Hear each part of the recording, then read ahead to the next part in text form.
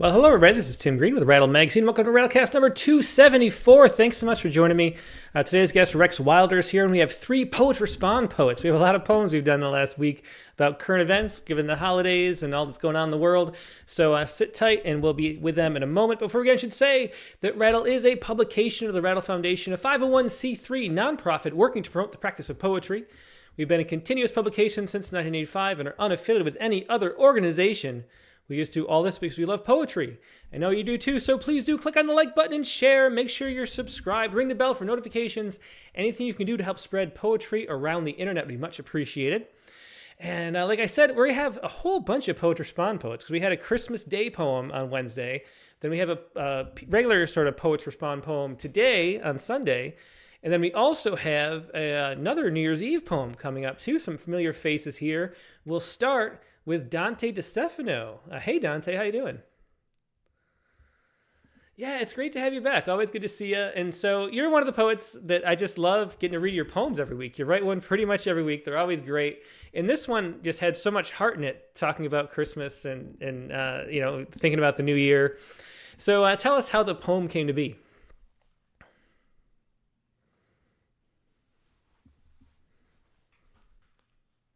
And this one, I started writing a poem about the song "We Three Kings" and singing it in church when I was a little kid, and that didn't work out. But it led me to a memory of something I did when I was a kid, which was to slide under the Christmas tree and look up through the boughs, up at the top, and then the poem came from that. So.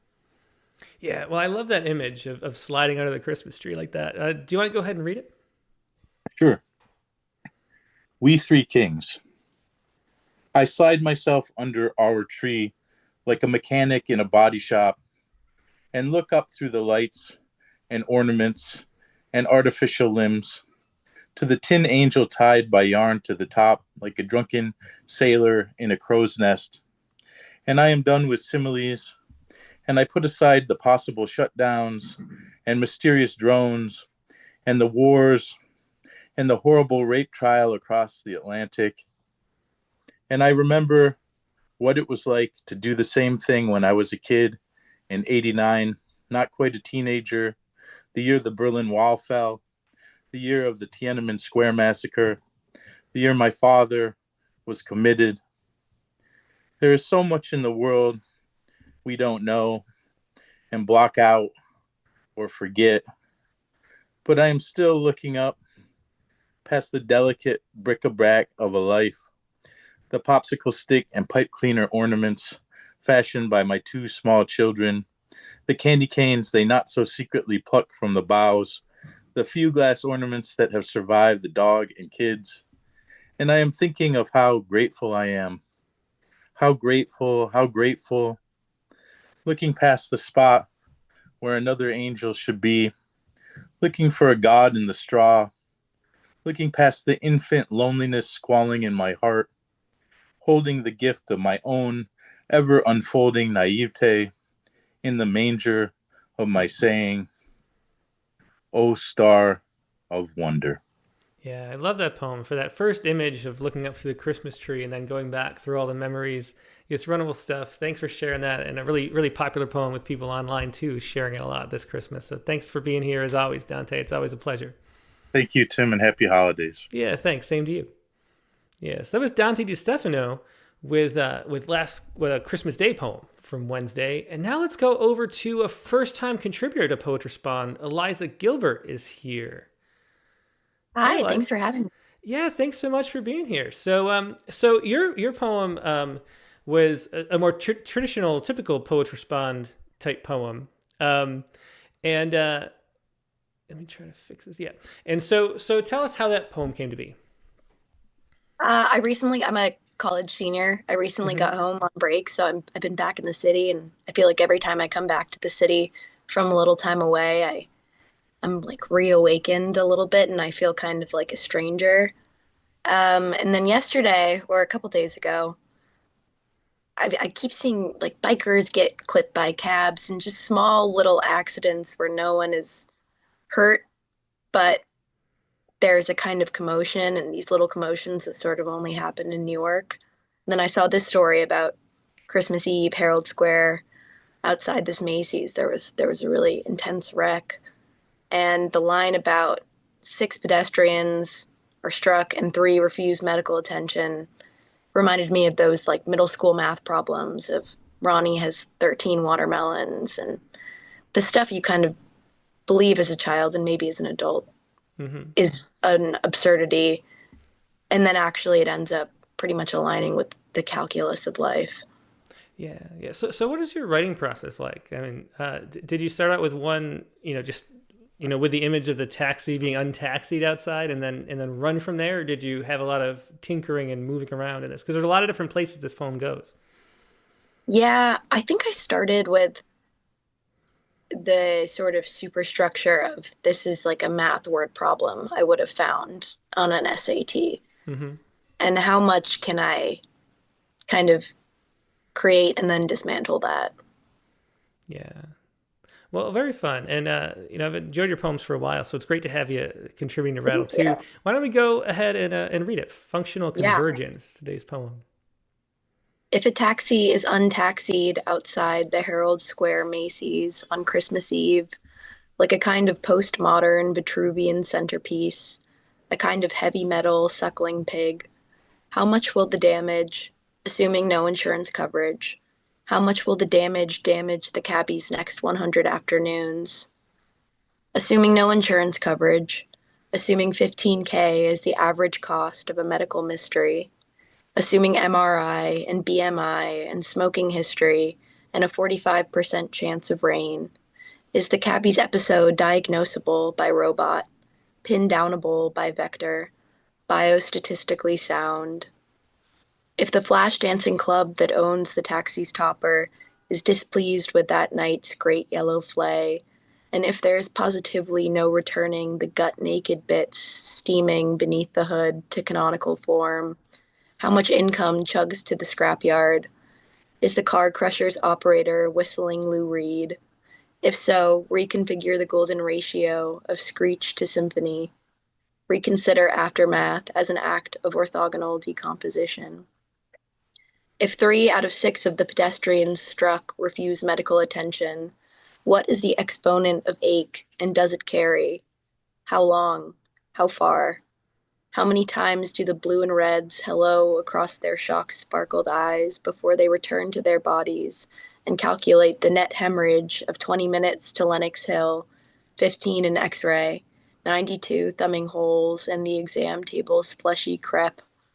Determine the half-life of the half-life of a pill called unluck. Wrap it in cheese like you would for a Labrador and feed the world. It's Christmas time. All regression is linear if you have eyes in the back of your head. My hair is falling out, so soon I will see everything.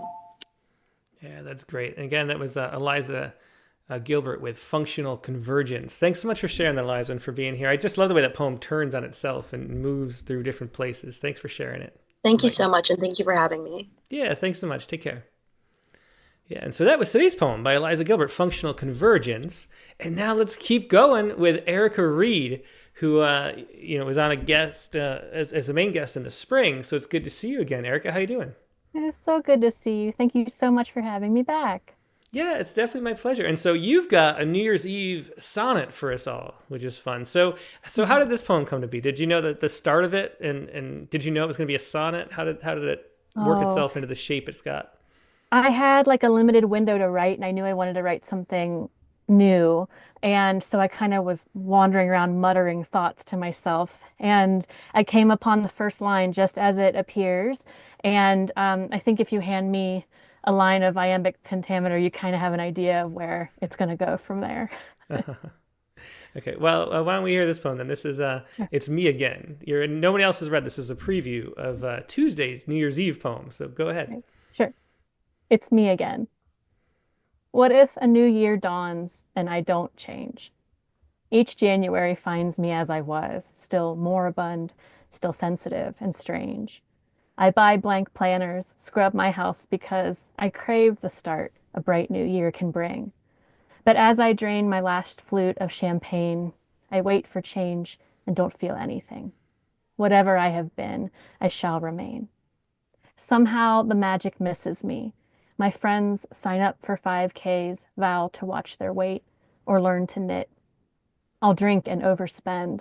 I'll scarf the untouched French fries off their plate. The world will count from 10, then kiss and cheer. It's me again. It's yet another year. Yeah, what a perfect poem. People are going to love that, I'm sure, on Tuesday as it goes out to everybody. And thanks as always, Erica. It's always such a pleasure I love the forums that you do, and it's great to have you on again. Thanks for making space for form, actually. Yeah, definitely. Yeah, thanks so much. And Happy New Year. All right, yeah, that was Erica Reid with Tuesday's poem, It's Me Again. Now we're going to take a quick break and go to our main guest, Rex Wilder. So sit tight, and we'll be right back with more poetry.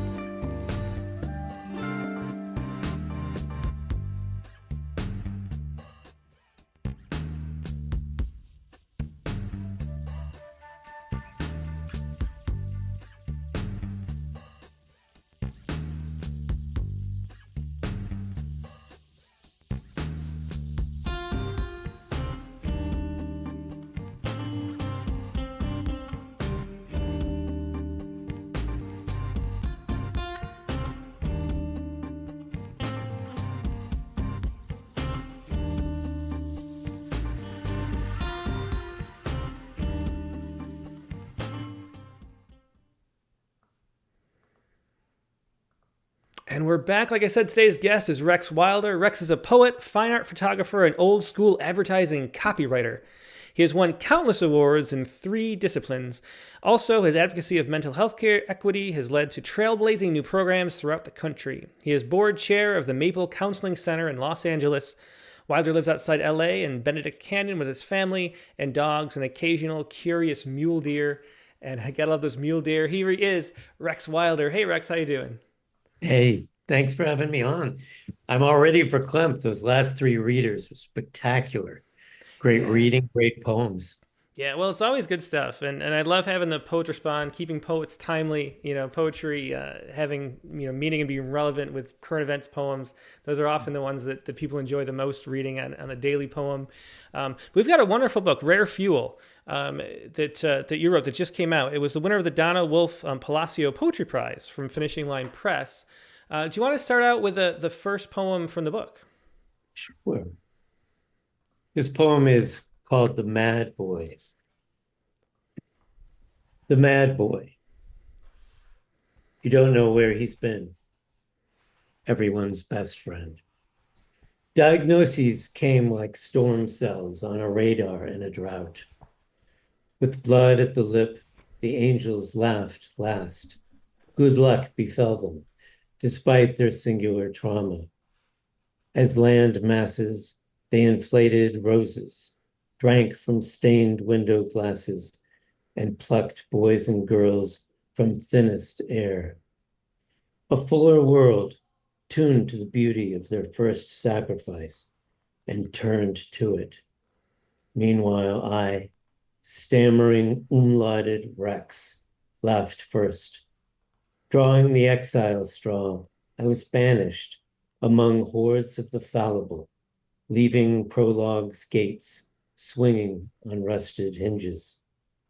A one-nut diaspora I was. I was also jostled and made numb.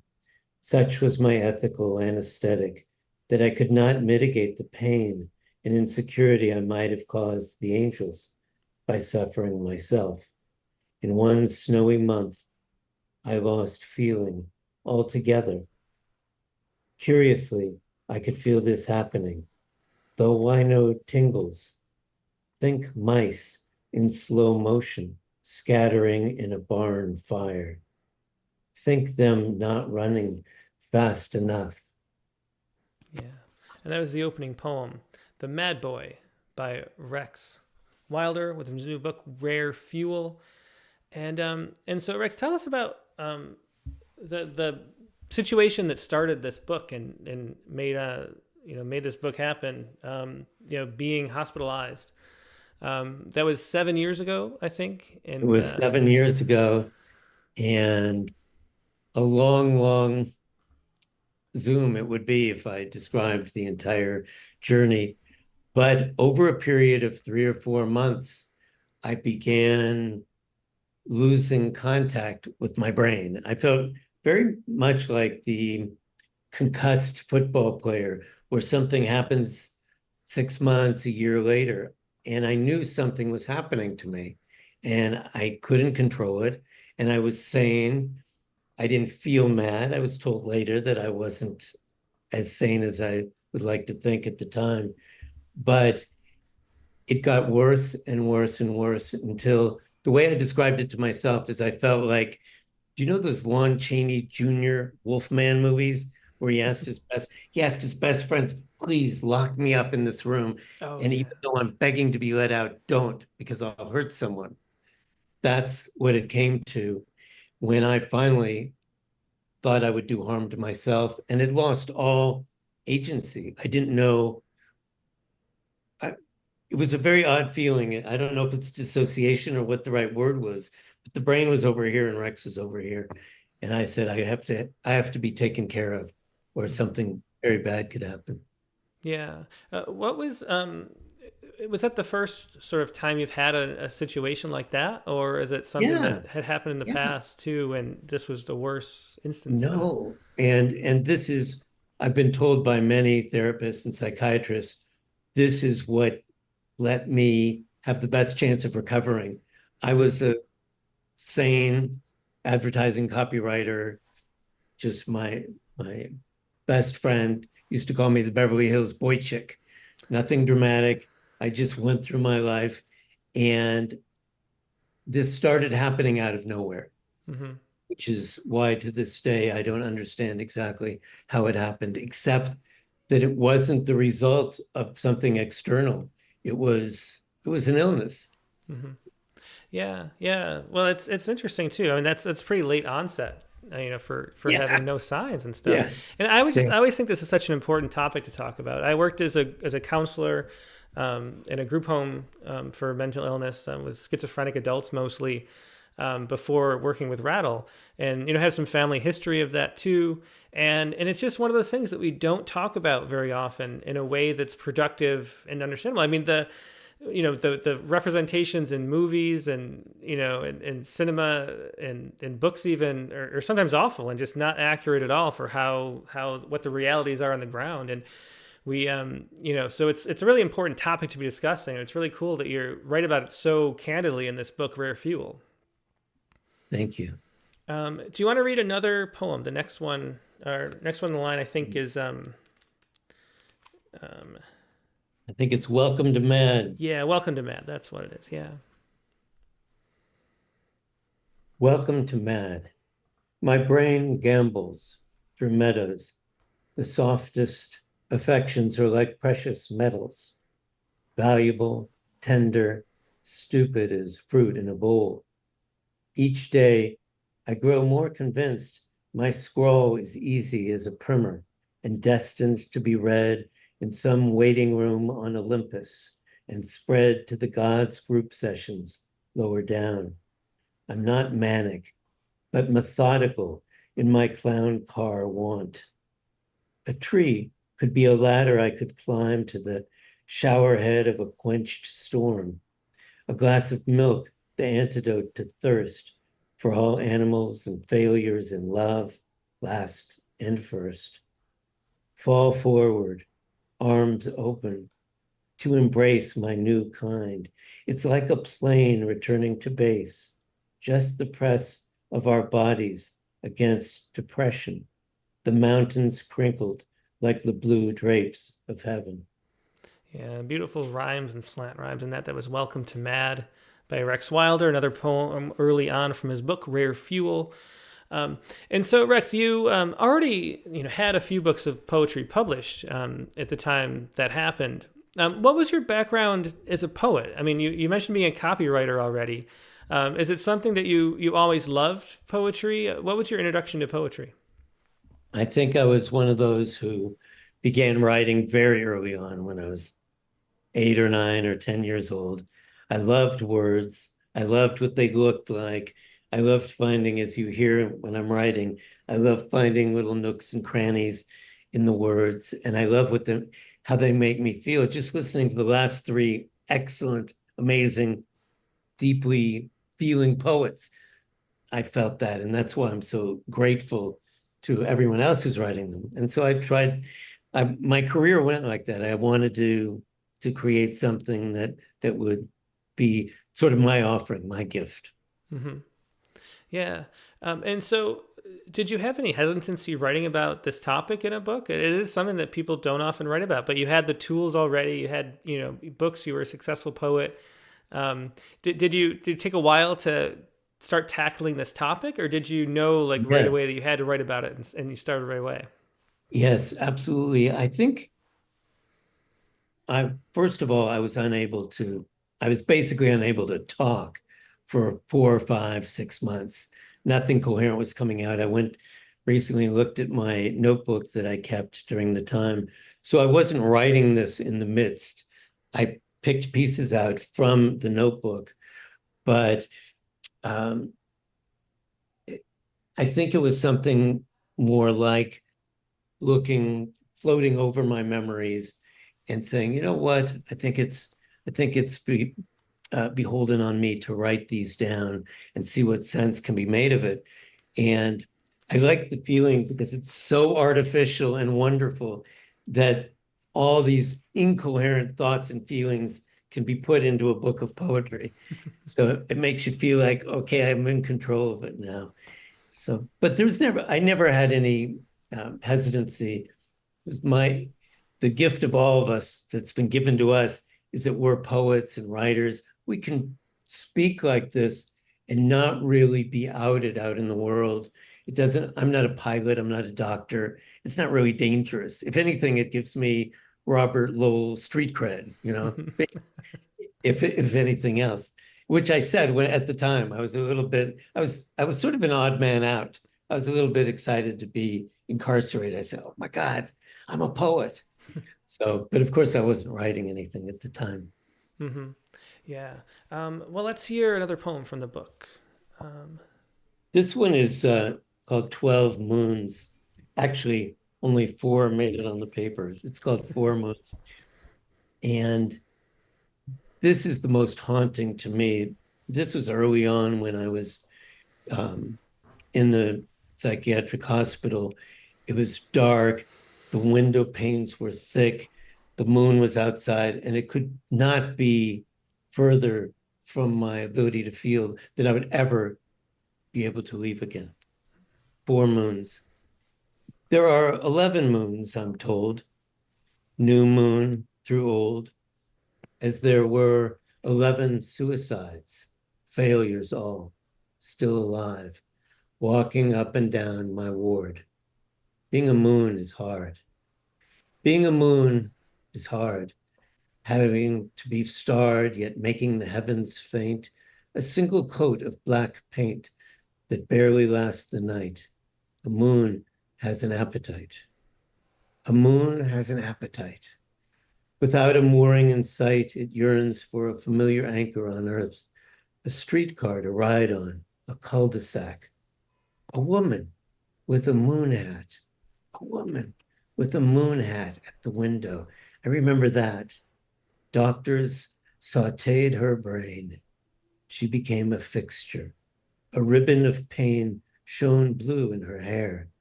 The moon is beyond repair. Yeah, that was 4 Moons by Rex Wilder from Rare Fuel, his new book from Finishing Line Press.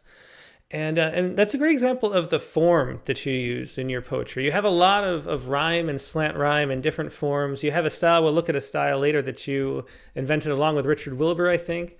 And so how did you come into formal poetry? Is that something that you fell in love with? Because you do have a wide variety too. There are free verse poems in here as well, and it's usually, a lot of times we see poets either go into one camp or the other, but you really have a lot of mixing it going on in this book. I know it upsets me. I wish I were one or the other. I wish I were Edna St. Vincent Millay. I wish I were crazy Frank O'Hara, but I seem to bounce from one to the other, almost physically.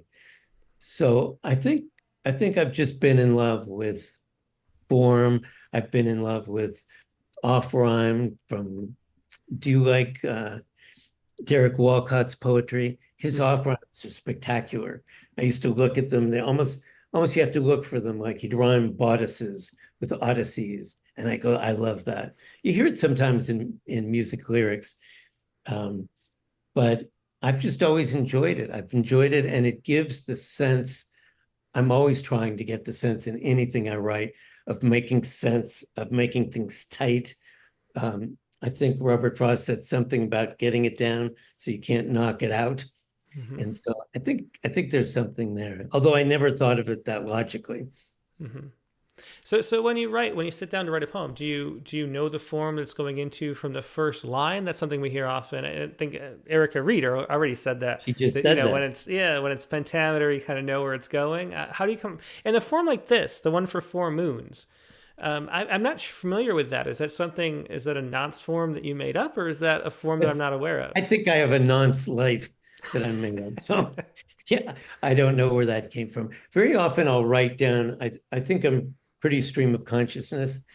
And sometimes there's a feel that this needs to be bent into a form rather than Richard Wilbur called a few of my poems in my first book freestyle rants. So I just go, just let myself go crazy. But I think the one example that comes to mind is I remember Mark Strand said something about sometimes he'll get something that looks like a form, but it doesn't belong in a form, and he'll start breaking it up. So you won't even know. Sometimes there'll be interior rhymes, or sometimes they'll just go off in another direction. So I'm not a real thinky poet. Yeah. So it's going by feel. Is there a lot of revision in the process, or are these sort of how they come out? They're very often, they're how they come out usually. And then when I go back to them, I think Donald Hall always said, put them in your drawer. Of course, not when I'm sending to Rattle, they go right to you, but put them in your drawer for 6 months. And if they make me cringe, I'll go, even though something might have been written quickly, maybe I'll go through it, or perhaps there's only 2 or 3 lines in a long poem, and then that'll turn into a haiku or something. So, yeah. Well, let's see. The next poem up is another one. This is one from Poets Respond, which is interesting. It's Hard Labor, another sort of tying that memory to something more current. Do you want to read that? Yes. Hard labor. A chrysanthemum petal makes me think of a swapped prisoner. What was given up for this beauty pressing against the marble countertop like a face? My country regularly brings an innocent home in return for cold blood, an art teacher for an assassin, a bottle of sky blue Windex stands by the photo frame, by the bananas, like a guard. Prisoners clean their own cells, I'm told. To wit, I feel your soft hand on mine as I shine the glass at all hours, removing the smudge of our separated lives. Yeah, and that was Hard Labor, again from Rare And that was Fuel. easy labor. That one came out quick. Yeah. That one came out quickly. So going back to your experience in the hospital, how much you mentioned in a really fascinating way what it was like to be dissociated from your own mind, kind of. Did you feel like there was it's something I always wondered, working with patients, how much awareness you had the whole time of what was going on? Was it like you were, watching yourself? Are there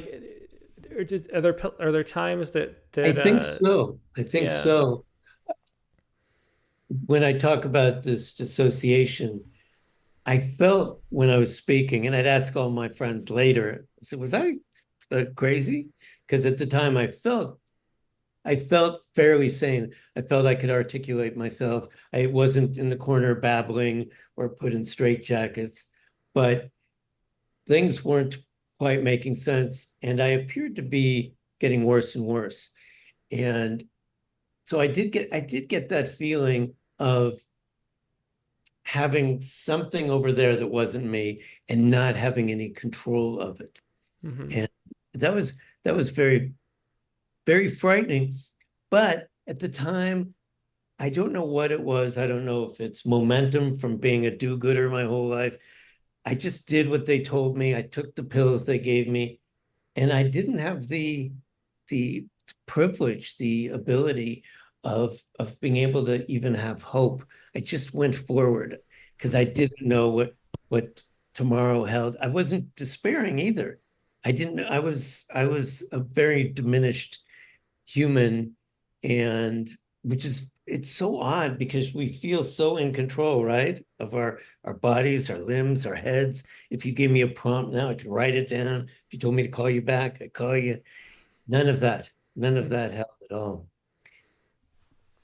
Yeah, yeah. Well, that's really interesting, and it amazing too is how well the recovery was, given how difficult that time was. And you mentioned earlier when we were talking over email about how finding sort of love of everything was the key to it. And so how, I mean, it's rare to see somebody embrace it like that and then have it work so well.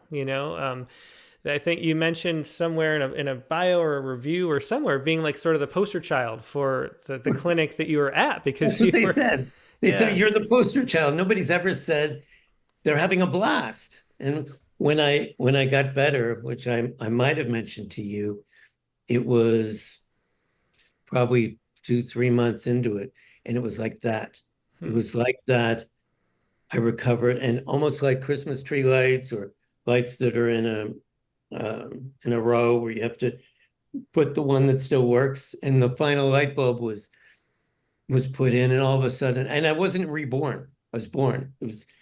I was 60, it would have been 62 years old, and I felt I was like those people, the heel that go on the stage, Mm-hmm. and that's that's how I felt when you mentioned love. This is also what I mentioned in my letter to you the other day. I can't now, recovered, even think about saying this to you with a straight face. I couldn't say, Tim, I love you. You're an amazing man. I love how you exist. I can't talk like that. You can't talk like that. I have to couch it and a little laugh and that kind of thing. And when you're hanging from a thread, when everyone around you is in the foxhole with you, there is nothing else to do but love your brother and your sister and ask them how they are and take their hand. And that's what happened. But it felt like something I've never felt in 62 years on this planet. And it helped me get better. Yeah, that's really fascinating. It reminds me of hearing, I think MMA fighters talk about how, you're never sort of everybody needs to be sort of humbled out of their sense of control, and once you've been like punched in the face and realize somebody could kill you unless you tap out, that you're completely like, subdued. Then you don't know what it's really like to give up. And then once you give up, you can sort of give up more to life and become happier. I don't really understand that because I've never been in like some kind of headlock where I've been choked out. But it seems like a very similar thing. Like it was like the giving up of yourself to the therapy and to accepting that you needed help. That allowed you to be free to love life. Was that a good characterization of it? Yes, and it was spectacular because, as I told you in the latest poem that was only recently written, I really was able to do what we all say to do: love the day, love the moment, take the hand of your beloved, and or hold her tight, call your mom and dad up and tell them you love. But I felt this so deeply. And I speak to several of the survivors from my time there, and they felt the same way, that it was our method of survival, and we who learned to love learned to live, basically. But it always seemed like an accessory, an extra, a hallmark thing. I even remember saying, "Oh, I'm gonna write a book and call it The Summer of Love," and and I said, I know that's ridiculous, but even at the time, it didn't sound ridiculous. Mhm. So it's a mystery. I haven't solved that one yet, but Yeah. I'm ever grateful that I was able to feel that, probably the same way that soldiers who've been at war, who've had to pull their brothers and sisters out of the way, or even as I did, I had a best friend, very, very dear friend, and we were exchanging numbers because I was on my way out. She didn't make it through the next morning. She was discovered. We were all at breakfast, and she was discovered hanging from just like you hear, from the chandelier. She couldn't take it. Oh wow, wow, and then to not let that kind of thing set you back, when I was working in that field, it was like every time somebody we were working with had a setback, I mean, it would just knock everybody out, all the people on staff and everything. So to have that not, be an extra devastation on top of it, I mean, that's such a hard thing to even imagine. I think we dedicated it helped make the lucky ones of us stronger to Hmm. move forward, Yeah. rather than I I didn't come across anyone who became worse for it. Hmm. Yeah, well, to get to that sort of feeling of summer of love, I was thinking of maybe asking to read this one, and now maybe we should. The Peanut Butter Party, the Villanelle. Do you want to read that? It's on page 22. Sure, where's that? There's a funny story around this one. So, but I'll wait till after. So I also love villanelles.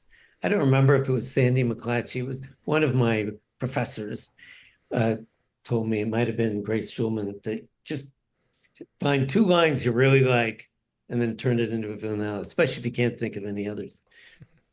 So this was on the 4th of July. We were not let out into the real world, but they had a 4th of July party right in the parking lot at the treatment center. The Peanut Butter Party. It's party therapy, a supervised 4th of July for patients who are sick in the head. Grown-ups eating peanut butter and jelly. A petting zoo, too. It's all pretty silly. We're being watched like baking bread. It's party therapy, a supervised 4th of July in the parking lot. Balloons like big bellies. One rule, no hugging, the director said. Grown-ups eating peanut butter and jelly and cups of sparkling Martinellis. It's evidently the opposite of suicide. It's part therapy, this supervised 4th of July, where fireworks shine in the eyes of a billy goat, though he slops around in the mud. Hey, little goat, want some peanut butter and jelly? A year ago, sober, our tears were of joy. Now, sad, can't cry because of a med. It's party therapy, a supervised 4th of July. Grown-ups eating peanut butter and jelly. Yeah, so it was the Peanut Butter Party from Rare Fuel. Right. Right. Yeah. So we're sort of going back through the process of recovery and maybe going back to the beginning of what mattered most. This is a question from Jamie Thomas. She wants to know, at what point did Rex realize himself that something was amiss? Was it based on feedback and reactions from those around him, or did he have a sense of loss of himself first? And I guess, I mean, that, you can't start recovering unless you realize that there's an issue to recover from, and then to give yourself over to it is so important, like you said. And so how did you come to that conclusion? It's one of those things. It's so hard to see for yourself what's going on. Did you remember how that happened? Well, that's a great question. I think I was, as I've always been, a little dense. I haven't really been the kind of person who's very self-aware. And it actually started physically. I was in a dark room in Florida for a wedding. I woke up with vertigo, very serious vertigo. If anyone's ever had it, I've had it since for other reasons. It's not that scary. At the time, you know, you have no idea if you're ever going to stop. Is this the stroke? Talk about early onset. I can't have early onset anything at my age. That's a great thing. But the room was spinning and I knew something was the matter. And what was happening is I thought it was physical, is the answer to the question. And I actually thought that I had some vertebrae problem or I had a neurological problem. And I went to medical doctors for a couple months before somebody said, you might have another problem. But it didn't require very much self-awareness because I was shaking. I was like this. I remember turning to somebody very dear to me. I can't even imagine doing that now and saying, help. I mean, who does that? Especially someone who's been in control his whole life. And that's how I knew. I knew I had no control over what was happening to me. I was falling quickly, and I needed help. And I was lucky, which is what led me to my subsequent career in the mental health world. I was lucky to have good friends, people who cared about me, and the wherewithal to get help. Mm-hmm. Yeah, well, that's definitely so important. Let's hear a few poems. Let's look at this form that you created. And I can't remember what you call it. The balking he, the brain. they're called, at least temporarily, they're called, I hope this actually becomes a prompt poem one day for Rattle, because I love this form. This is something that might indicate the way my brain works. But I've always loved short poems like the William Carlos Williams, or even, I don't know it offhand, but let's see, For Sale, Baby Shoes Never Worn. Mm-hmm. Yeah. Anyway, I've always loved what can happen in a short period. But I had this image of a symmetrical poem, one line, because I've always felt that the first word or sound gets short shrift in a poem. No one pays attention to it. You're rushing off to the ending. That's a good point. So I had this idea, like, what if it's held together almost like in parentheses, and I thought to call it a boomerang just off the top of my head. I still don't know the final name for it, but I remember I took this out off my wall, but I took this postcard I got back from Richard Wilbur. Mm-hmm. And so he actually received my one-liner, and he's my hero. I said, does this make any sense? Does this sound like it could be a good form? And he said, I think your new form is too headlong, because he didn't like the way it was over so quickly. I used to throw boomerangs years ago, and of course, only Richard Wilbur, you imagine him back in the 1920s or something. I used to throw boomerangs years ago, and I remember that a thrown boomerang has 3 phases. It flies to first base, as it were, then travels over to third and rises, then swoops home, rather like, and then he took a poem I had sent and broke it up. Let's see if we can see it, broke it up wow, like yeah. that. Mm-hmm. And which is the current shape of it. How to put food on the table, the cleaver asked the cow. So that was the one that he chose. And that became the form. I said, okay, if that's not a gift, that's not a sign. And so it really began to take life in me, this whole idea that you throw something out, and that first sound, that first word becomes important all of a sudden. You throw it out there and then something happens, as opposed to haiku, where it's almost a moment. The boomerang becomes a journey. So you throw it out and it's got to come back somehow. And ideally it comes back with the converse of the energy you threw it out with in a very peaceful way. So that's a short story. That's a great description of that form. It's really fascinating now that you described it that way to see what's going on. So do you want to read a few of them? Sure. I think they start on page 43. Sure. And I didn't know what to do, but I also would take this thought that it looked a little bit like a boomerang. So I would take the first word or sound, and I just put parentheses, it was sort of like a boomerang afterwards. Walking, he jumped to his death and let his girlfriend help him back onto the balcony. So this is where I love all those off rhymes. So balking, he becomes and suggests balcony. Yeah, that's great. And so, powerful in a personal way to the theme of the book is that poem too. So what is in that poem in particular, did you know, what you were going to rhyme with? Did you know the balking he was going to become a balcony? How does the boomerang form work? No, I mean, no, I didn't. And it's so much fun. That's why I say it would be a great prompt poem. It's because it's such you throw it out there and you have to come back. So you're forced to reconcile all the thoughts. Everything has to come back together. I did have, in this case, it was just startling that I met this guy, really good looking guy, didn't appear the slightest bit deranged. And we were talking in a first treatment together. He said, yeah, I jumped off my balcony. My girlfriend caught me and pulled me back in. That's what I'm doing here. Oh my God. Wow. That's really? And there were a lot of stories like that. So. Yeah. Well, let's hear a couple more of these in the form. So this one is Brain. Brain, were you my sanity's prey, not master of the hunt, whose blood circles the drain? Don't ask me what it means. I got fired from my daughter's English class when she asked, what does that mean? I go, don't ask. So that particular one, I'm not sure.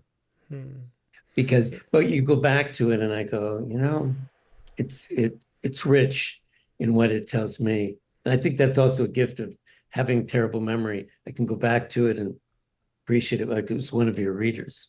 Yeah. Well, let's hear one more. Let's do corrected too. Corrected grounds for self-esteem when I discover the light on my brilliant friends is reflected.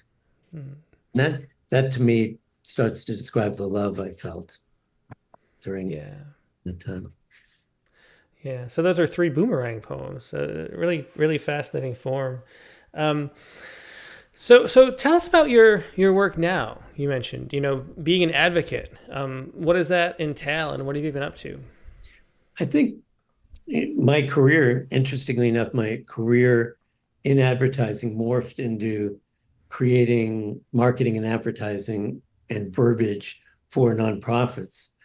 But I ended up in this situation because when I was sitting around not being able to believe I would ever recover, and they were asking, what do you want to do when you get out of here, if you get out of here? And I remember saying, I want to help whoever I can to get all the advantages that I got. I think there's a line in Gatsby there, but I can't recover it. But I felt if I ever made it out, it was the same promise that we all say when we're in a bad shape, or prayer if we're diagnosed with cancer, that, I was spared and I want to give back with everything I have. So I asked a good friend of mine if he knew of any way that I could begin to give back. And I got involved with the Maple Counseling Center here in Los Angeles. And I found myself sucked into the absolute high of being able, I never felt that, of being able to help people.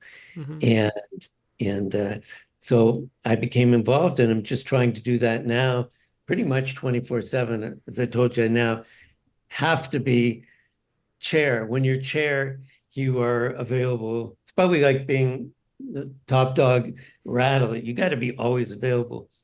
And also being on top of what's happening in the world with regards to mental health.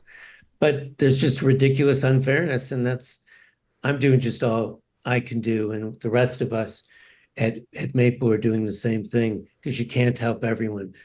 but ideally you can reach out and become a model for other people. And I think anybody who's listening now, I think they always say, make sure you reach out, you ask people how they are, you make sure that nobody's lost, you make sure you're connected, which is the biggest lesson I got from all my treatment, that connection is the opposite of mental illness. So that's what I try to do, and connect people to other people who can help them, or just recognize them, or love them sight unseen. I didn't realize it at the time, but I had been loved sight unseen in my treatment, and that had made all the difference. I became a Beatles song, right? Love is all you need.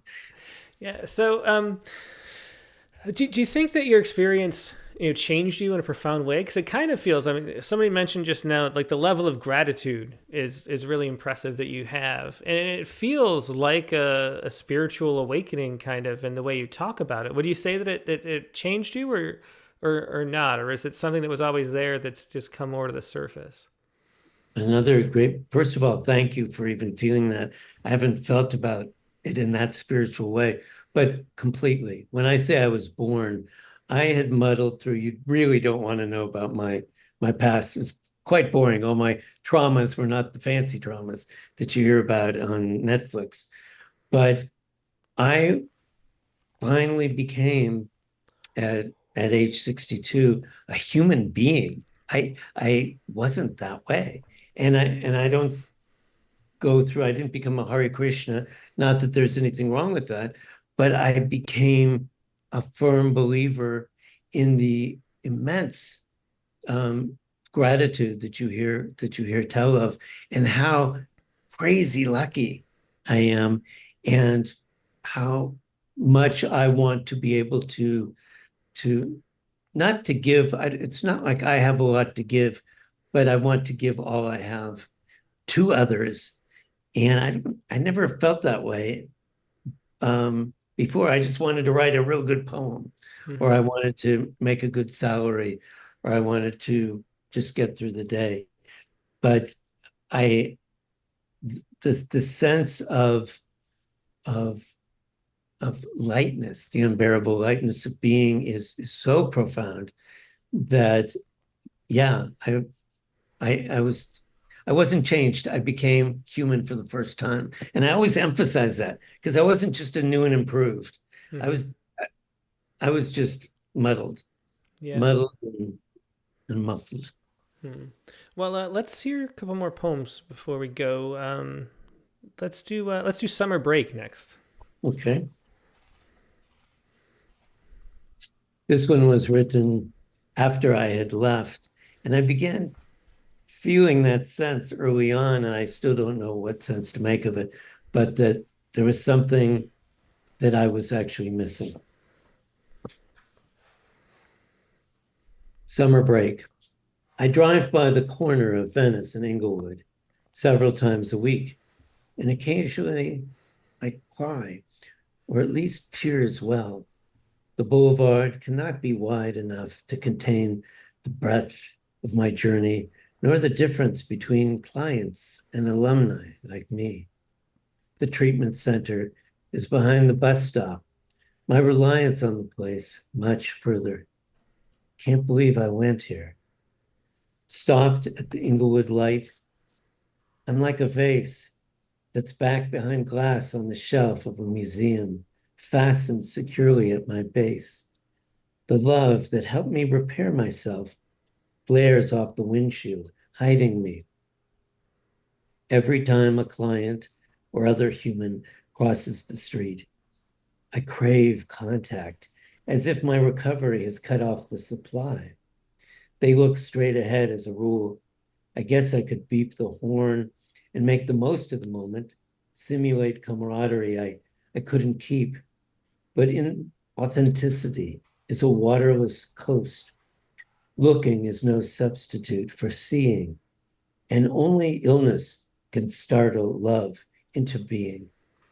Yeah, it's a beautiful last line. And only illness can startle love into being, which kind of sums up a lot of what goes on in this book, Rare Fuel. Why the title Rare Fuel, Rex? No idea. No idea. All I know is since I was going through version after version, I never knew if it was a book or not. Send it out, see if anyone likes it.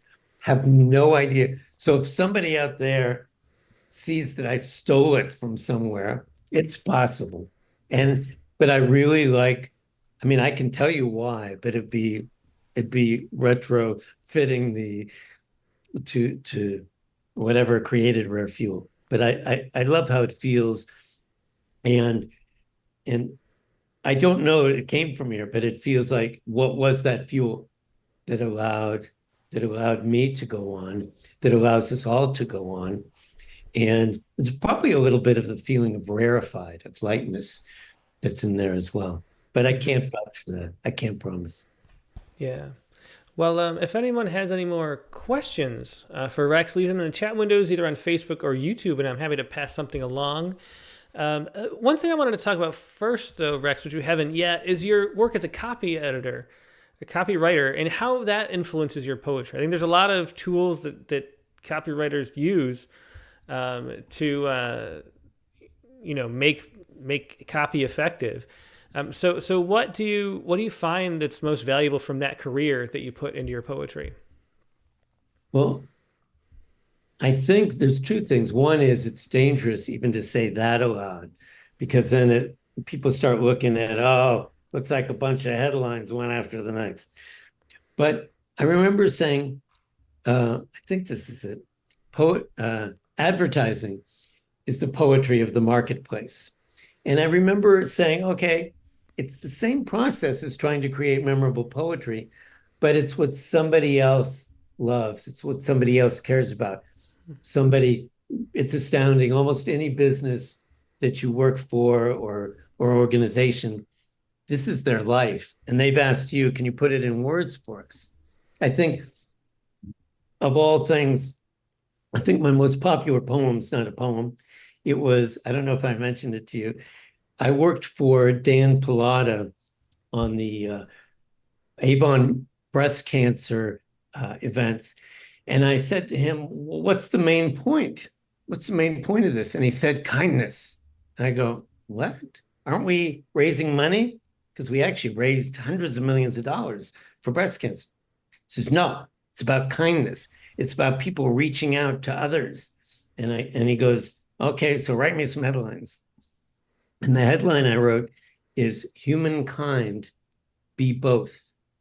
And that line was so popular for them, and it got picked up everywhere. If you go and look at what is a Google image, everyone sticks it on t-shirts and does this. And that was Humankind. I was thinking it was a boomerang, but it's not. But that's basically my feeling is you put the same degree of skill, but you're operating as a kind of mercenary for someone else and giving them, they've maybe put their whole life into whatever they're selling or creating or offering to the world. And they've just asked you, can you put it in some words so we can then put it out in the world? So it was fun. It was fun. I don't do it so much anymore because I'm very busy with the mental health arena, but it was a good job if you could get it. I think AI's taken it over for us. I'm glad I was an old timer, because it's pretty scary when you ask AI to come up with some slogans. Don't do it. I don't recommend it. It's too humbling. Is it really? Does it do a good job now? Have you done that? Does it? I've only done it when I want to scare myself. It's better than a horror movie. But I wrote, not that it's overly clever, except that it happened. The Barnes and Noble equivalent of Kindle, Nook. Yeah. That was my name, Nook. If you had asked, and then I wrote why Nook is such a good idea. If you had asked AI, if there'd been AI back then, I want something that's really cozy and has to do with the book, they would have thrown out Nook in a second, along with 50 other things, and written a treatise after it on why it's such a good idea. And so I don't think AIs to the point of necessarily being good, but it's just like when you go to a thesaurus. You can get a lot of ideas. Just ask it something. It can spit out some things that at least help you have something to work with, like some Scrabble, that kind of thing. What do you think that thing is? Because I think that's one of the, that's what the advertising copy and poetry has in common, is that sense of being actually moved, like emotionally and physically, by language and words. And so that phrase you said, humankind be both, or nook, that the AI could generate like 50 examples that might work, but then one of them makes the hair on your arm stand up, and you mentioned that one poem, Brain, that you don't know exactly what it means, but you can feel its meaning. There's some kind of feel of meaning that we're all seeking. So how do you, is it just you feel it for yourself, and what is it? I think so. And I don't know when I'm writing it whether it can be felt. But the first three poems that I heard this evening made me feel deeply. And that's what I just love that. I mean, who doesn't? Who doesn't love being able to feel? And we get it from the strangest places. I think you still can get it. You can get it in the middle of a dumb ad, right? You can, even if it's all artificial, you can see a moment that, oh my God, that reminds me, or it makes me feel something. And I think that's all art, right? I want to feel something. Even what do I watch? The Voice. Is it The Voice? Yeah, and Reba McEntire says, "I want to feel something," and it's easier said than done, but it can happen. It seems on all level of art. It can happen in a tagline. Somebody just says, "Just do it," or something like that, or it can happen in our best poems. Yeah, definitely does, and that's the mystery, and hopefully it will remain a mystery for a while. I hope so. I hope so, but I'm scared to death of AI. Yeah. I don't So know. let's one of the series of poems you have are a series of envoys, and I don't really know what that form is, or what they are. Do you want to read a few of them? And it's an interesting run you've got. I don't know which you'd like to read, but do you want to read a couple? I don't. I'm not sure which one. There's a lot of them here. Here's one I just liked the way it ends. Envoys. I had the idea from a book by William Meredith. I'd never heard of an envoy. I didn't even know it was pronounced like that. I know it's envoy, envoy, envoy. But I like the idea of a poem that says, I think the William Meredith poem ends like it, with the first line of this envoy is "Go, little book." I like the idea of being able to send it out into the world. So that's what it's not a particular form. Okay. This is envoy, the third one.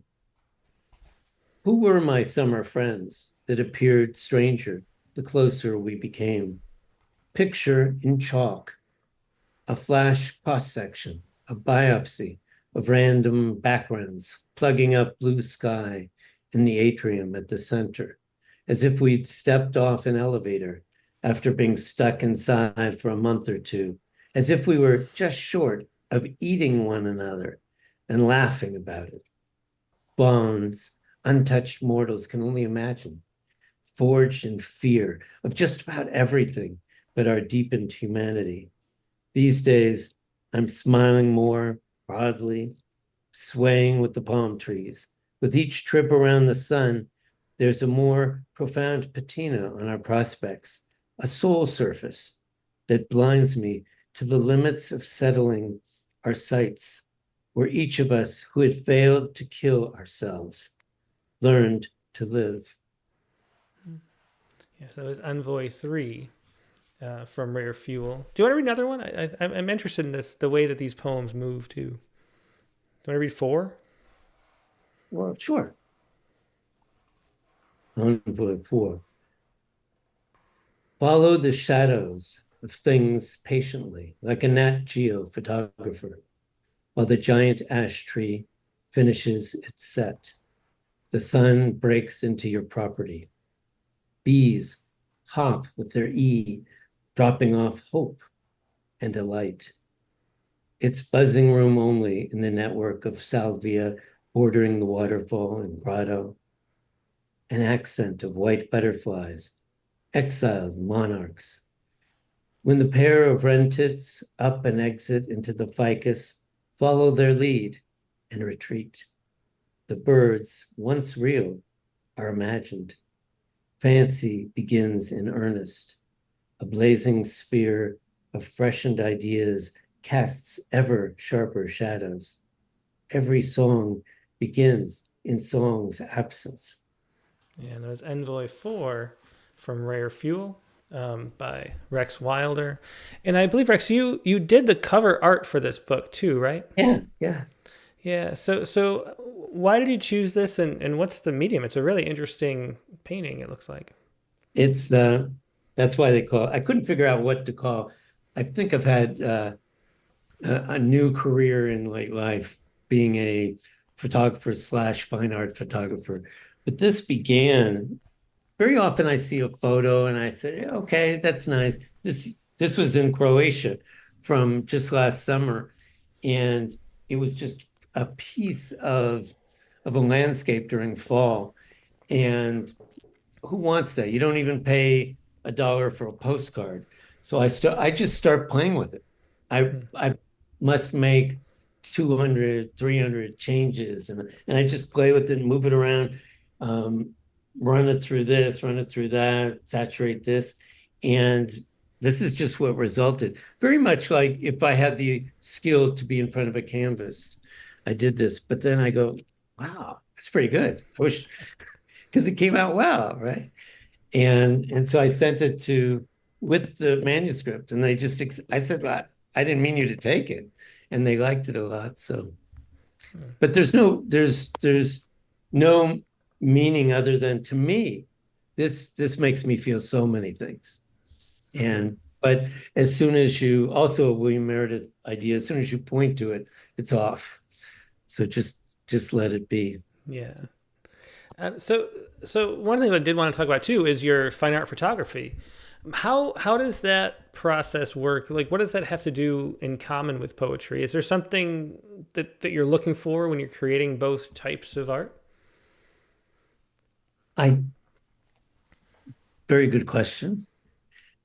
I think that I try to make the world the way that I've experienced it so that somebody else can enjoy it. And I rarely experience it. I have this book. I don't know if you ever saw it. This is the book that came out before this one. It was called A Quiet Place to Land.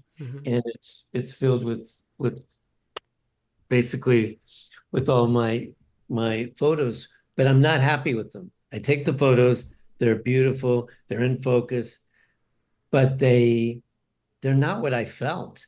They're not anywhere equal to what I felt, and they're nothing I would put on my wall.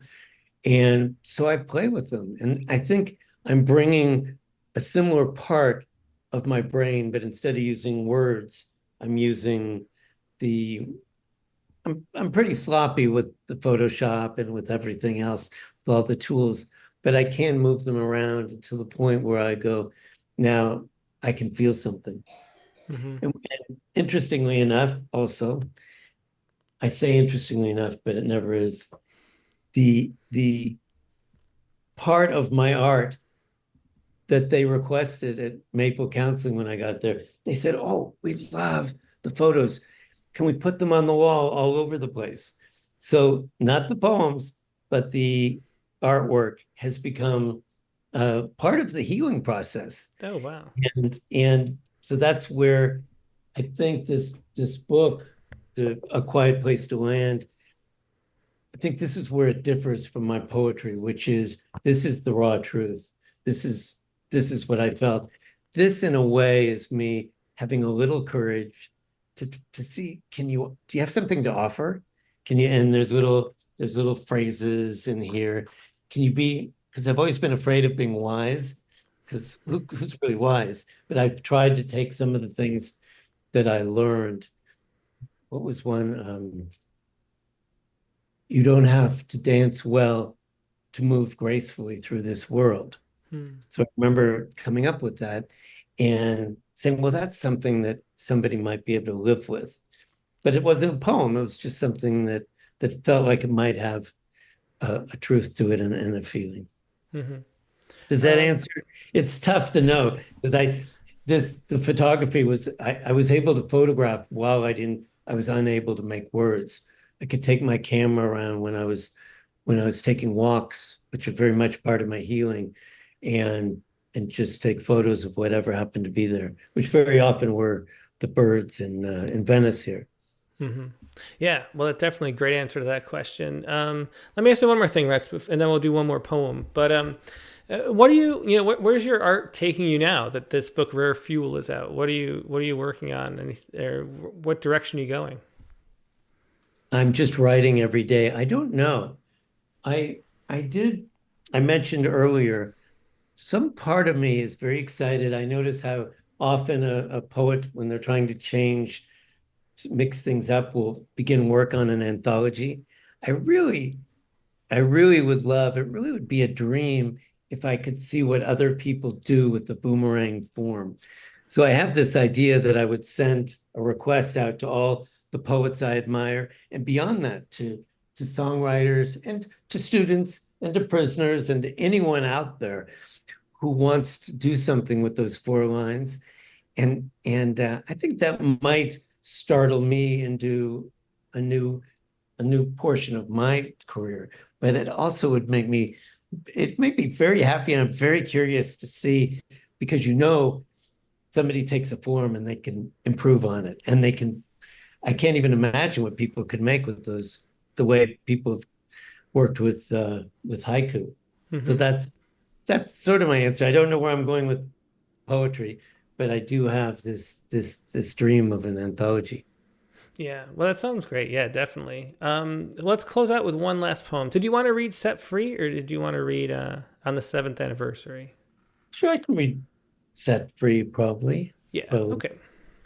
I think I'd mentioned to you, which is perhaps I need to write more poems to make more sense, but there is that sense of yearning that a veteran might feel for something they experience that they no longer experience.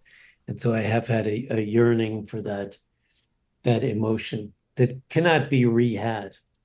So we'll see. Time will tell whether it's able to be articulated. But this is the last poem in the book. Set free. Set free, I don't gush like water from a dam. I don't writhe like a mouse that escapes a sticky trap. I don't look back like a letter that flees the mother alphabet, knowing full well the cost of its decamping. I collect shells, which I haven't done since I was a boy, and blind to suffering of this type. I trace tender ovals on the shiny glaze of this empty muscle, like I'm stirring time. It's the peaceable suspense I feel when I'm in a kitchen alone, considering the provenance of an ingredient. I never know whether I'm older or younger than I want to be. Is milk my touchstone or wine? I wonder whether my life will rise, a soul souffle, before I am a shell too. My knees hurt, like they know where I'm going. Set free. Yeah, and that was Set Free by Rex Wilder from his new book from Finishing Line Press, Rare Fuel. Rex, it's been such a pleasure to talk to you. So illuminating in so many ways and fascinating in others. I really appreciate it. Thanks for being here, and thanks for writing this book. Thank you so much, and thank you for everything you do. I love you. I love you too. Thanks so much. Yeah, take care, Rex. Bye-bye. Yeah, that was Rex Wilder. Once again, you can find his new book, Rare Fuel, at finishinglinepress.com. That's finishinglinepress.com is the publisher. Find the book there. And then we're going to take a quick break and go to our prompt lines. And the prompt for this week is to write a poem that includes a wish for the new year and features a sound you've never written in a poem before. That is your prompt for this week. Write a poem that includes a wish for the new year and features a sound you've never written in a poem before. If you have a poem like that to share, now it's only for this prompt and only a one-page max. If you got longer poems, you're free to submit them, but we got to keep the prompt lines prompt and make sure that we have enough time for everybody. So a one-page max on poems there. Email your poem to promptlines@rattle.com. That's promptlines@rattle.com. And that way we can show the poems on screen as you read them. Then find the Zoom link in the chat windows in either YouTube or Facebook and join us, but only if you'd like to share poems. If you want to just sit back and watch, the best place to do it is wherever you're watching right now, because that's where you can see the poems and it's all seamless and it works very well. So stay right where you are. But either way, we'll be back with more poetry.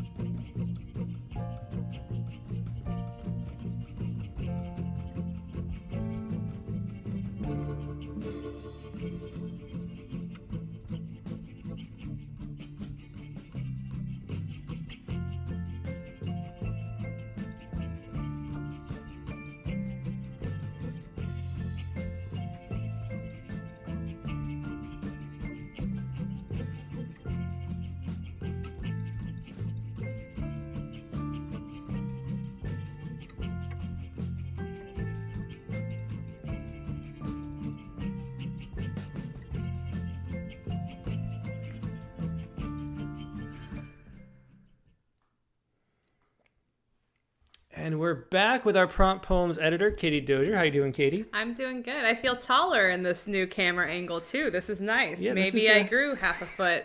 Maybe. Well, with all the boxes we carried, I don't know. Maybe yeah, I know. I feel stronger. Maybe there's something to that. All right. So the prompt for this week was to write a poem that includes a wish for the new year and features a sound you've never written in a poem before. Mm-hmm. Okay. So where'd that prompt take you? Well, I started thinking about various things that Lizzie was talking about with wishing. And even though she's actually 7, I changed her to being 6 in this particular poem because it needed to be the shortest possible age. So I went with that. And I felt like writing a villanelle. So maybe influenced by Rex Wilder liking villanelles so much too. I don't know. But I felt like writing one. So I went with a villanelle to keep everybody on their toes, not writing a hyben this week. Yeah, that's kind of surprising. Yeah, I didn't even slap a haiku on the end of it and then call it that. So. All right, well, here we go. Let's hear yours. Go ahead. Okay. New Year.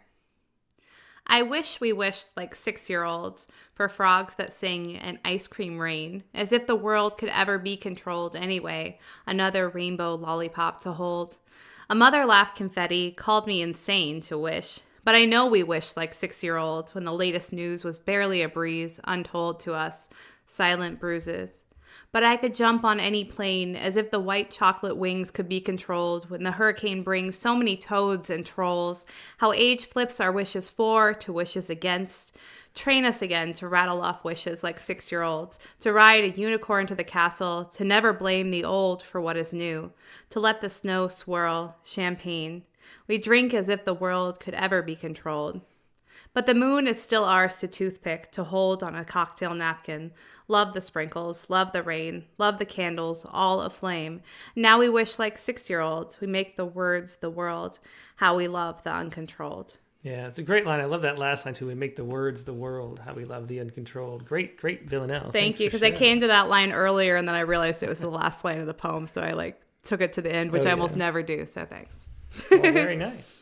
Let's try to get you on the screen completely. We gotta Okay, I'll move over. Hello. Oh, I just squeaked the chair very loud. Sorry. It's all right. It's all right. We're still getting everything set up in position Yeah.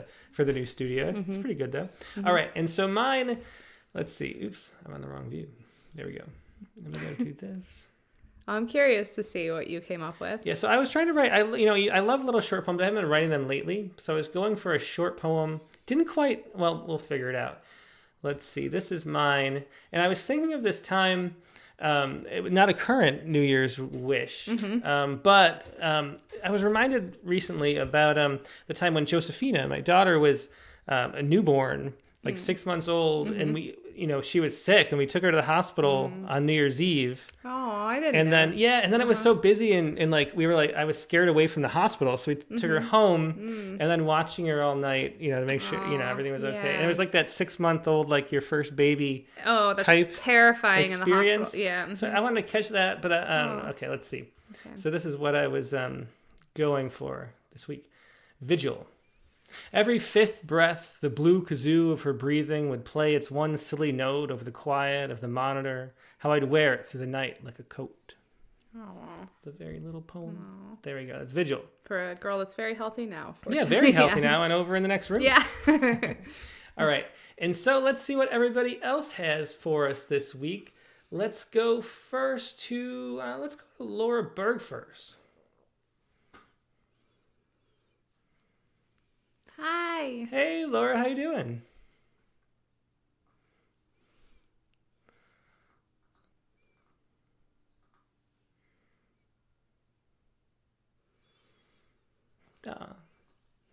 Yeah, well, thanks so much. Yeah, it was really fun talking to Rex, and definitely a lot to learn and love from that. So what do you have for us this week? Where did you take the prompt?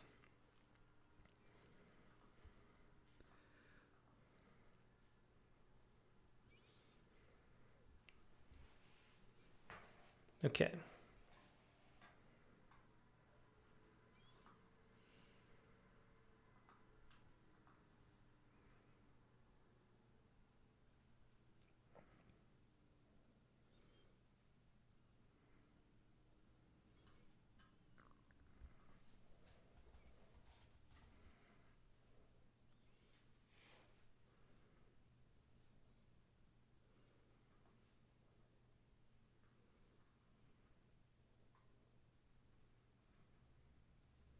How Nyan roars. Oh, Laura, I'm so sorry. I had you on mute the whole time. Oh, I hadn't unmuted. No. Yeah, so can we start over with that poem? And what's it called again? It's called Undercurrents. Okay. Yeah, so sorry. I muted it for the thing, and then I okay. unmuted it. We were hearing it, though. We were and totally loving hearing it. it and loving it. So everyone's going to love it in just a second. I'm sorry, All Laura. right. Go ahead. Go ahead whenever you're ready. Okay, draped in vermilion for the new year in Shenzhen, revelers kindle chrysanthemums, skyrockets, bamboo cannons to scare off the horned, lion-headed village-raising man-eating dragon Nyan. Fearful of blasts and shades of red that force scales to shed, leaving a monster raw, moored, a sleeper among humans, yet with a strange longing to awaken belonging. How Nyan roars, even while subsiding into his sinuous body. Could he be composed of those same sins we tossed in the river last October on Rosh Hashanah, trusting carp would eat them, but instead in the fluid dark they melded, floating upstream to become by spring that mile-long dragon in Shenzhen? And who could guess such a mighty beast would drop at the first crackle? Perhaps the popping of champagne corks in winter in the West also scares off dragons, dousing old sins, even as lithe new ones for a new year bubble up unbottled. Oh, yeah. Beautiful poem for the new year. Thanks so much for sharing that, Laura. Thank you. Thank you. Laura Berg. And next, let's go to Mike Bales. Hello, I was quick on the trigger today. Hey, Mike, good to see you. I'll have to buy that book. I missed part of Rex's thing because I was writing my poem for tonight. It's insubmittable. I just sent it. Okay, well, I'm pulling it Resolutions. up. Okay. Resolutions. I'm sitting alone upstairs calling out for baby time. I'm lost in reflection of the year that passed. Two cats wander by my desk and I sit at my laptop and write. I've just moved here, my life rearranged. December, I say, and ask where the year has gone. But yesterday it felt like spring. Now it's time for something new. My shoulder aches bearing my age. I recite my to-do list and hope that baby time will hear. I'll write a book, I say, and send it out to the world so it can see. The bare branch outside my window is a soliloquy. For now, I'll start with a poem and write another and make up for lost time. But I pause as I hear Father Time wheezing in the corner of the room. Yeah, I love that turn at the end, Mike. Yeah, thanks for sharing that. Okay, thanks. Thanks. Yeah, that was Mike Bales with Resolution. And I like this time of year because I like all the reflection. I know, and the me too. self-reflection It that really comes is up in my the new favorite. year. I really like it too. Yeah. Mm-hmm. Well, let's go over to France and Siobhan Brownlee. Hello. Hey, Siobhan, Hi. good to see you. Hello, good to see you too. So I have a braid. So it's got one story, then I've got two others, and I come back to the first. I'm afraid it's rather long, but it is one page. There are lots of words, but I'll read it quickly. Okay. It's called Could Humans for Once Do Something New? I like that title. Okay. Jack Castle, blonde shoulder-length hair, tall, ripped Miami Beach male model with a Tennessee twang. Hey, what's up, YouTube fans? Mid-30s, recently started interrogating his life. He's in a hotel with Kito, her smooth tanned legs, tiny cut-off denim shorts, bare midriff, and she stretches out a foot with a new fancy curved running shoe. And he knows she uses American Express, but she says money's made for spending, that in any case she'll make good cash. But she's got a shoot next week with Spiny K, and he explodes because Spiny K's a douchebag. He's the modern-day Hugh Hefner, and she raises her voice and says she'll work with whoever she wants to, and there's silence, and it's the start of a gritty end. The conflict erupts quickly, too, in Syria in the news. Not like before when it dragged on for years and more than 2 million refugees flowed into Europe and Angela Merkel took in 1 million, whereas other countries built walls and barbed wire and closed their borders. But Jack's European underwear catwalk was not cancelled. This time, the rebels take one city after the other, scouring the map, not a peep from the army, and the crowd is singing. Lost, tortured sons and fathers emerging from hellhole prisons, and people swarm into the presidential palace in Damascus and loot the luxury and trample, breaking the glass of the portrait of chinless Bashar. Not a thought for what that new bearded Islamist ruler will be like, whether he too will crush them like a piece of paper in his fist.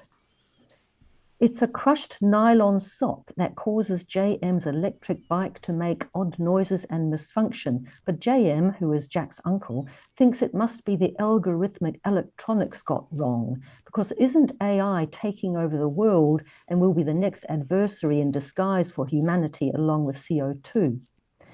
The manager of the brand's shop, without a smile, announces the culprit, a lady's ankle high, caught in the rear cogwheel cassette, because JM is in the habit of drying the washing on the entrance hall radiator right next to where he parks his expensive bike.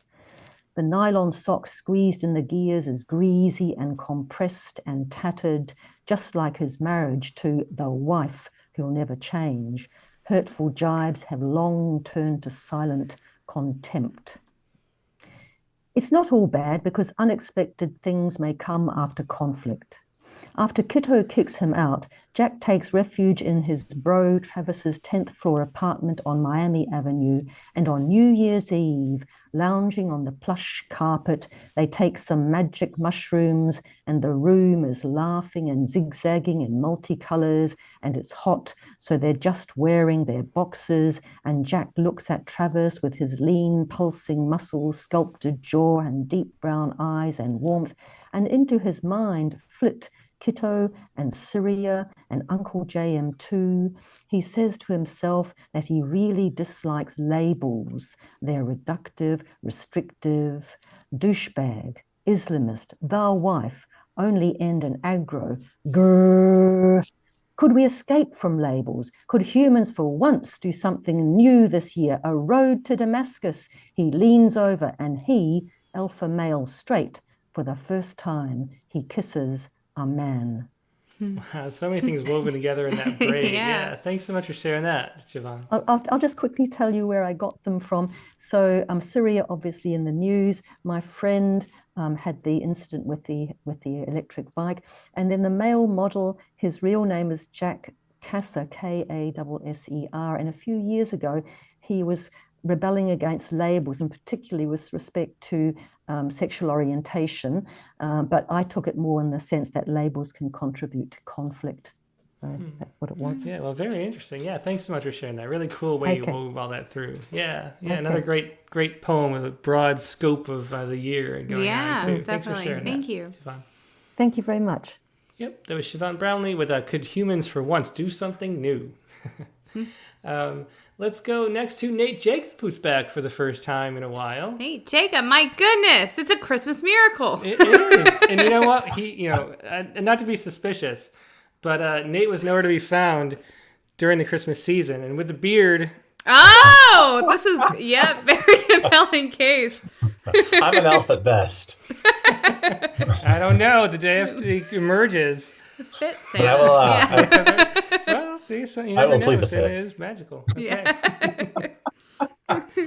No, I've just been very busy and Well, haven't it's written great- much. So Great to it's see good you be again, back. Nate. But you've written now. I didn't write a poem until my prom poem for like 2 weeks. I think my brain is not going to recover for a while from not writing for that long. Yeah, it was a struggle for me, too. But... Yeah. Well, this was a stream of conscious that I just wrote a couple hours ago, sitting in the massage chair, actually. So very nice. Okay. It meets the requirements. We'll see how it looks. It's titled No More Dreams of Being Lost. What if now is not the time for wishing, wanting, wishing, risking, haunting all the dreams you've laid out ahead of you like golden bricks? But you're not the Tin Man, not the Scarecrow, not the Lion, not the Lost One, nor the dog. It turns out you are the one missing things, the brain, the heart, the balls, the home. And clicking heels only leaves them bruised of late. And you hate to weigh your own people down with the threat of storms in Dustville, Kansas. So you sleep and sleep and sleep it off and wake to find your world's been dropped into some hellscape horror show. God, this sounds worse than it really is, I swear. Everything is beautiful. Even the worst people, a lovely shade of your favorite color, green, and strange little people offer candies and directions and instructions on living and arrival. And maybe the path is fraught. I mean, really, what kind of path starts in a spiral? At least it ends in a straight and wide way at the door of an odd magician who can't help you, but helps you. And there really is no place like home, so you dream your way back in. Hope no one notices you were happy while away. Swear you carried them with you the whole time, and the bump on your head will be fine. And you'll wish you could remember forever the sound of returning, the fliff, fliff, fliff of whatever wings dreams are made of.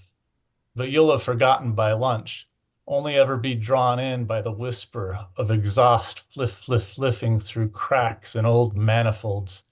And you'll feel all at once wiser, in love, brave, right at home in the place wherever you are. And who doesn't wish for home when home is the best place you've dreamt of yet? Oh, yeah, beautiful. That's really nice. Stream of consciousness works great, Nate. Yeah, it really does. Definitely does. Yeah, I wish instead of having gone to see Wicked, I could have just heard you read that poem and stayed a couple hours. Well, I know where the bar is, I guess. Great. Thanks, guys. Yeah, thanks for sharing Great that, to Nate. see you again after the holiday season. Rex is still in the building here. Rex, I want you to know I love you. Your poems were amazing. Tim, thanks for that fantastic interview. That was life-saving, guys. Great. Well, thanks so much. Yeah, thanks, Nate. Great to see you. Go back to the North Pole. See you again soon. Done. Always done, Nate. All right, thanks, Nate. Yeah, it was Nate Jacob, once again, with No More Dreams of Being Lost. Great to have him back. And let's see. Let's go next to Hammett Malik. Hi. Hi, Hammett. Hey, Hammett, how you doing? All right, great. Thank you. I experimented a little bit this time, so I don't know how well it worked. New Year loop. Okay. As the eve of next year encroaches on this one I've just found my groove in. Just got my feet to move in its particular role. I wonder what wish to fireball final call at the stars. God knows I need less yammer and yah, and these eyes require far more undressing from their sunblock curtain calls. I wish to see my scenes prismed in colours crazy raying, music playing rather than the leaden chords I've known. The cat breakfast muse, blues, jazz to wiggle awake to. My son's 2 toasties and bacon oomph will loop as I shuffle groove down the hall, stop slide at the stove, hip hitching the air, bassy tongs, percussion, all cussing firmly stuck in last year. These girls are trilling, zip thrilling, and it's time to count down to a new thing, fresh swing, where my senses can scat to jiving, saxophone sass, and leave Beethoven's number 5, grim dive in the past. That's great. Love that ending, all the sounds in that one. Yeah, I love the music. It makes you feel like you're just at the party, really, through the music. Yeah, thanks so much for sharing that. Yep. Thanks. Yep. That was Hammett Malik with New Year Loop. All right. Next, let's go to Zachary Honeycutt. Hey Tim, hey Katie. Hey, Zachary. Almost New Year. Yeah, Almost same New to Year. you. Almost new. We sure are close, aren't we? So I have to mix it up a little bit of Pantoum for you tonight. Yeah.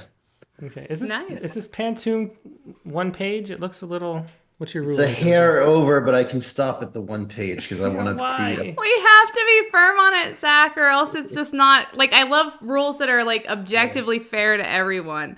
So I want to hear the rest of your Pantone. You may be able to read it for next week as a wink and hint to something coming up. But yeah, but let's stop at a page, much as I'm sure it's amazing. Okay. Yeah, I will. Thank you. All right. A songbird. Quick as you came, you flew away. You flew so early from the nest, while my wings were growing day after day to a bird you claimed you liked the best. You flew so early from the nest when I walked outside and opened my door. A bird you didn't know liked you the best, was stirred by what it had not heard before. When I walked outside and opened my door, there you were, but on another fence, in another yard. But I was stirred by what I had not heard before, saw you from the window, the most beautiful songbird I had ever seen. There you were. It was like I saw you in another universe from the window, and the screen separated us. I saw you across the Spider-Verse. Maybe I wasn't supposed to. I saw you in your universe from mine, talking about your love for books, watching films, like that movie Across the Spider-Verse. Why can't a bird like you fly toward me?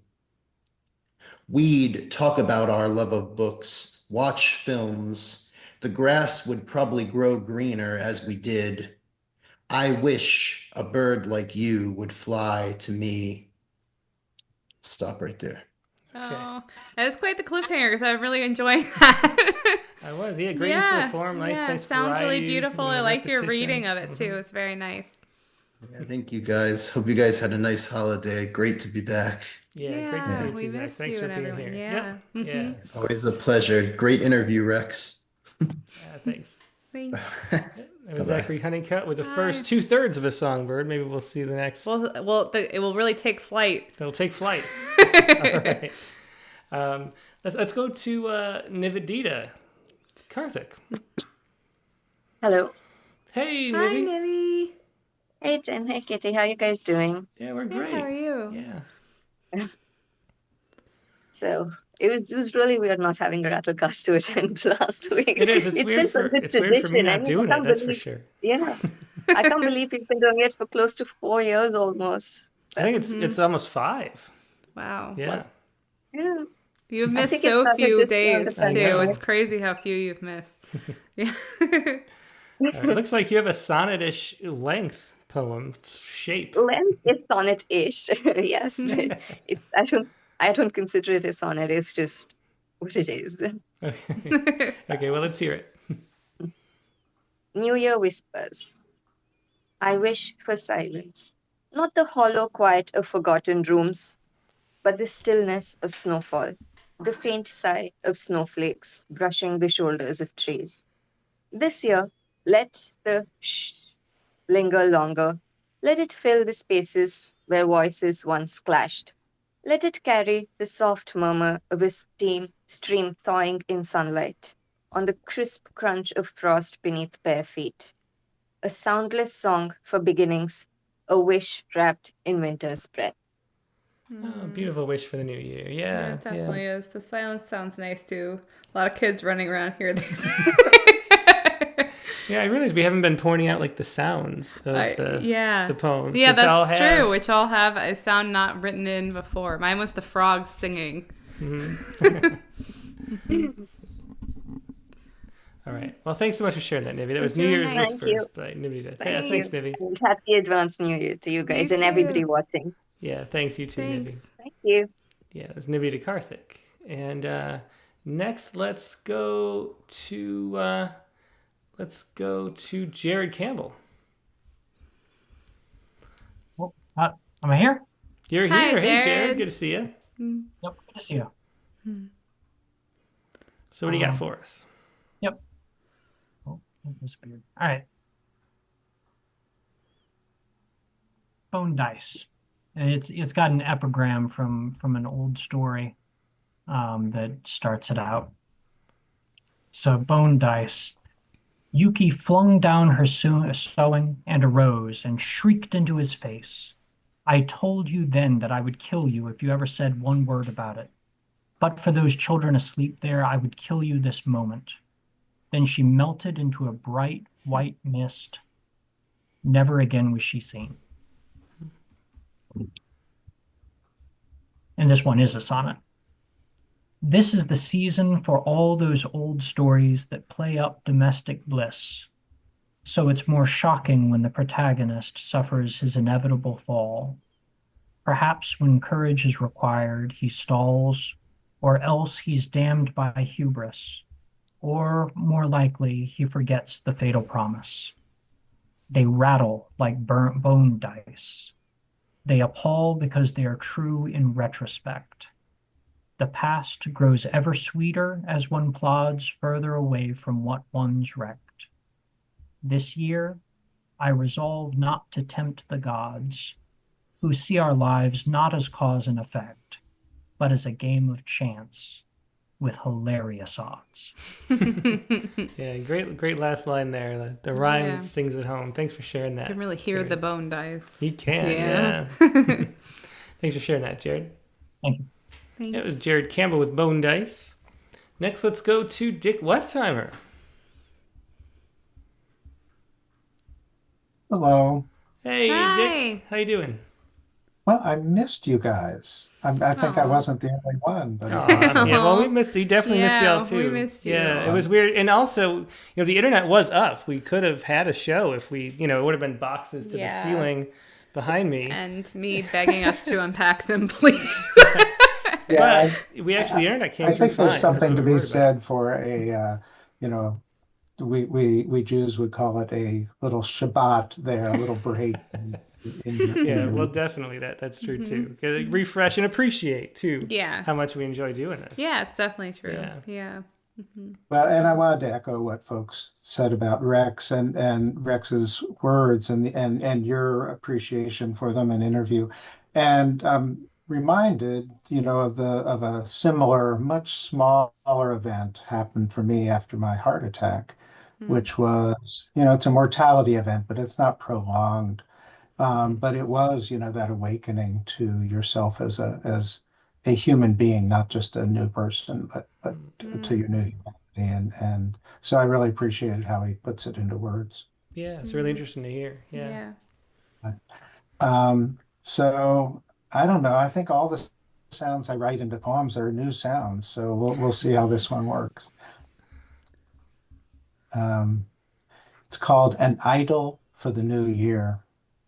I wish that everyone could feel the crush of grapes under their tongue, first taste of the new year, and on cold winter nights hear the faint stirring from the fox's den, and see the winter owl ruffle snow from its feathers. And listen, did you sense the shush of a single snowflake landing on a beech leaf in the woods near here? And what about the still breath of a vole hiding from the hawk beneath the decaying leaves? Or maybe, just maybe, listen closely enough to hear a stranger's heart beat faster, not out of fear, but when walking through your open door to a meal he notes the clink of knives and forks hitting clay-made plates. And may we, for one day out of 7, get to hear nothing but our babies sleeping and our own slowing pulse and the swish of our feet stirring leaves in the woods. This would be a day when all trucks and their tires, jets and their roaring, and TVs and their blaring rest. When it's quiet enough to note the whisper of an arm pulling out of a sleeve right before you feel your lover's cheek lowering to your chest. I don't think I've ever heard a poem that had so many very, very specific sounds. It was really neat and a real journey. I've never thought about getting that specific really in sound, so that was great. Yeah, kind of soundscape of a poem. Yeah, it really is. It makes me really want to focus in on everything around me, like even more. That's wonderful. Listen, yeah. Thank you. Thanks. Appreciate you both so much. Thanks, Thank Dick. you, Dick. Yep. Bye. Bye. Bye. And it was Dick Westheimer with Idol for the New Year. Let's go next to a first-time caller, and Amanda Harris. It's always nice to see. Great. Oh my God, this is so Hey, Amanda. exciting. Thank you for that. Hi. All right, so what I did wasn't terribly long, but I kind of felt every moment of this year. This year I wish to glow the way a light glows stupidly and handsomely. My smile will tremble, my light will thunder and guffaw, to be coveted and loved. That is what I wish for the new year. Oh, very nice. great. Yeah, I love that stupidly Really and handsomely. handsomely. That's wonderful. Yeah. Yeah, it definitely is. Yeah. Yeah, thanks for sharing that, Amanda. And where are you calling from? I didn't have time to ask. I am from Flushing, New York, which is kind of a really nice place to go and chill out when you're done writing for the day. Oh, that's great. And also Nice. home of my favorite New York Mets. Oh. Oh, okay. All right. Well, very cool. Thanks so much for sharing Thanks. that, Amanda. Hope you Glad come you're back. here. Yeah, Yep. come back soon. Yes, I'm gonna definitely come back and do this. Great. Great. Thanks. Yeah, that was Amanda Harris with This Year. And next, let's go to Brian O'Sullivan. Hello. Hey, Brian. Hey, Brian. Great to see you. Hey, yeah, it's great to be here. I missed you all, and great interview. Really got a lot out of that. Yeah, thanks. So I have a poem that kind of sneaks up on the prompt. It's written from the point of view of a mythic river, but eventually it gets to New Year hopes. Great. Hold on. Yes, it's called The River Speaks. The river speaks. I'll never understand why people think it's strange that I should have a voice. A voice? An understatement. I have all the voices. Traces of language wash away with clumps of memory bobbing or sinking, coins that slip from the ferryman's pocket. The triumphs, a goal scored. Wahoo-wee! A brand new job, accepted but not yet worked. The first time you touched the dustless screen before you drove off the lot in your new Ford Focus. The losses, scarlet scrawled on an algebra quiz. That new core's hood crumpled like foil. Your parakeet's last breath, your mother's, your child's, your partner's, your own. And when they wash away, they don't disappear. Like particles of silt or little crystals, they float suspended in me. Even hope, which the dead abandon, remains in me. I cherish hope. My mother, Strife, thrived on honey gobs of that stuff. The other day, a poet walking down the street was striving in his head with the meaning of large language models and worrying that in the end he too was just an archive, a stash, a filmy residue, a graveyard of words. And I can't help seeing myself, my essence, or lethality in him. He too held on to hope. He resolved to find his voice in the new year, and he wanted everyone to tell him, "Oh, you already had a voice." And while he was plotting out how to put that into verse, he stepped off the curb and kashakum. All his striving, all his doubts, and all his resolution flowed into me. Oh, wow. Wow. Yeah, that's quite the turn at the end, Brian. Yeah. And that idea, of where is it? The being just an archive, a stash, a Yeah. filmy residue of words. I love a graveyard of words with that line break. You know, I'm a sucker for the dramatic line break, and I like that. And I'm gonna have to say kashakum. Also, I like that. Well, comic booky, but I thought it worked. I think it works. Kashakum. Definitely Yeah, did, it does. yeah. Yep. All right, well, thanks, Brian. Always great to see Thank you. Yep. Good night. Good night. It was Brian O'Sullivan with The River Speaks. Let's go to Tina Denniclaw.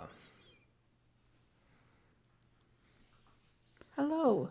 Hi, Tina. Good to see you. You know, I have to rearrange my pages a little bit.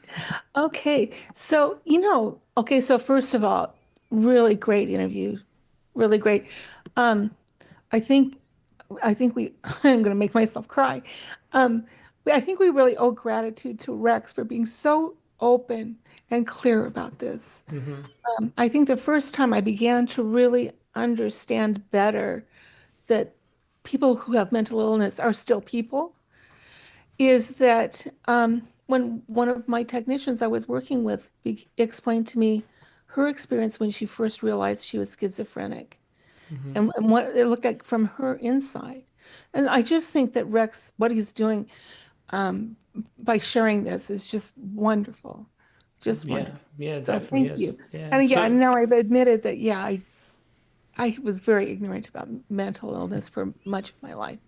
So, Yeah, well, thank it's something that we don't talk about enough, and Yeah. treat. It's it's the same thing as other things that go on, but we don't treat it the same way as Yeah. as a culture. So it's very Oh my important. gosh. It's, Yeah. it's But you so included a photo here along with your I did. If poem. we do it at the end, I don't know how it came across to you. If it's really big, It or is, if but I you- can shrink it down. It's no you can problem. shrink it down. Okay. Yeah. So I wrote a poem, and it included a sound, and it was kind of a nice sound. It was the sound of your teaspoon clinking, stir your tea. But I decided I didn't want that poem for my New Year's because I don't want to spend all evening here, but yeah, there was nothing to be gained from that poem. And so I wrote something that I did want to write, but I think I forgot all about the sound. So the sound is going to have to be my grandmother's voice, and I'll do my best. But when I laugh and the chortle comes from the back of my throat, that's my grandma. Oh, that's sweet. Do that. But at any rate, and then also the things that have been said tonight really resonate with me. I'm not sure Katie meant it this way, but the thing about controlling and like things are so controlled now, why can't we not have controlling? Oh my gosh. I mean, like every bit of my life has been described apparently. Even Chobani yogurt, Bill Maher made it, making fun of liberals. It's like, hey, how does he know I eat Chobani yogurt? We've been so defined. It's just like you can't breathe. And so, at any rate, so this poem could appear to be like a very heavy-handed political statement because people's lives have been hijacked by people who want to create division among us. But the truth is, this is just my grandparents' story. That's all it is. And it's just the truth. That's all it is. And that That's- story yeah. belongs to them. Let's hear it, Tina. Go ahead. Okay. And I'm probably going to cry a lot, so I'll try not to. So, okay. So Henry and Esther, my grandparents, go downstairs and get 2 cans of vegetables. Grandmother was making dinner for 9 people. What should I get? It doesn't matter. Just get 2 of the same. Grandma was always had a butchered side of beef cached away in her deep freeze, and a wall filled with canned vegetables in the basement, all bought on sale. She could start up a stalled truck as well as anyone. During World War II, Grandpa rebuilt engines for the Defense Department. Trash in a steel drum incinerator burst and burned him badly. He lay on a cot in the corner of their beadboard kitchen for weeks and described each step as his wife dismantled and rebuilt truck engines on the kitchen table. The same metal and dappled gray table where she climbed, and laid herself down to birth 4 children. 2 decades later, a 5th was born in the hospital. Same doctor. Grandma and Grandpa slept in a twin bed when they were first married. Henry and his tall, half-Irish bride. German with the looks of Ottoman Empire, Henry's black hair was long and slicked back. A single jet eyebrow nearly crossed his forehead, above his sapphire eyes. Esther's hair was black too, from her German mother, and wavy from her Irish father. She was poor growing up. Their only fruit was picked off trees by the river in summer. They were evicted once. Henry courted Esther by helping her father load his horse-drawn wagon for hire.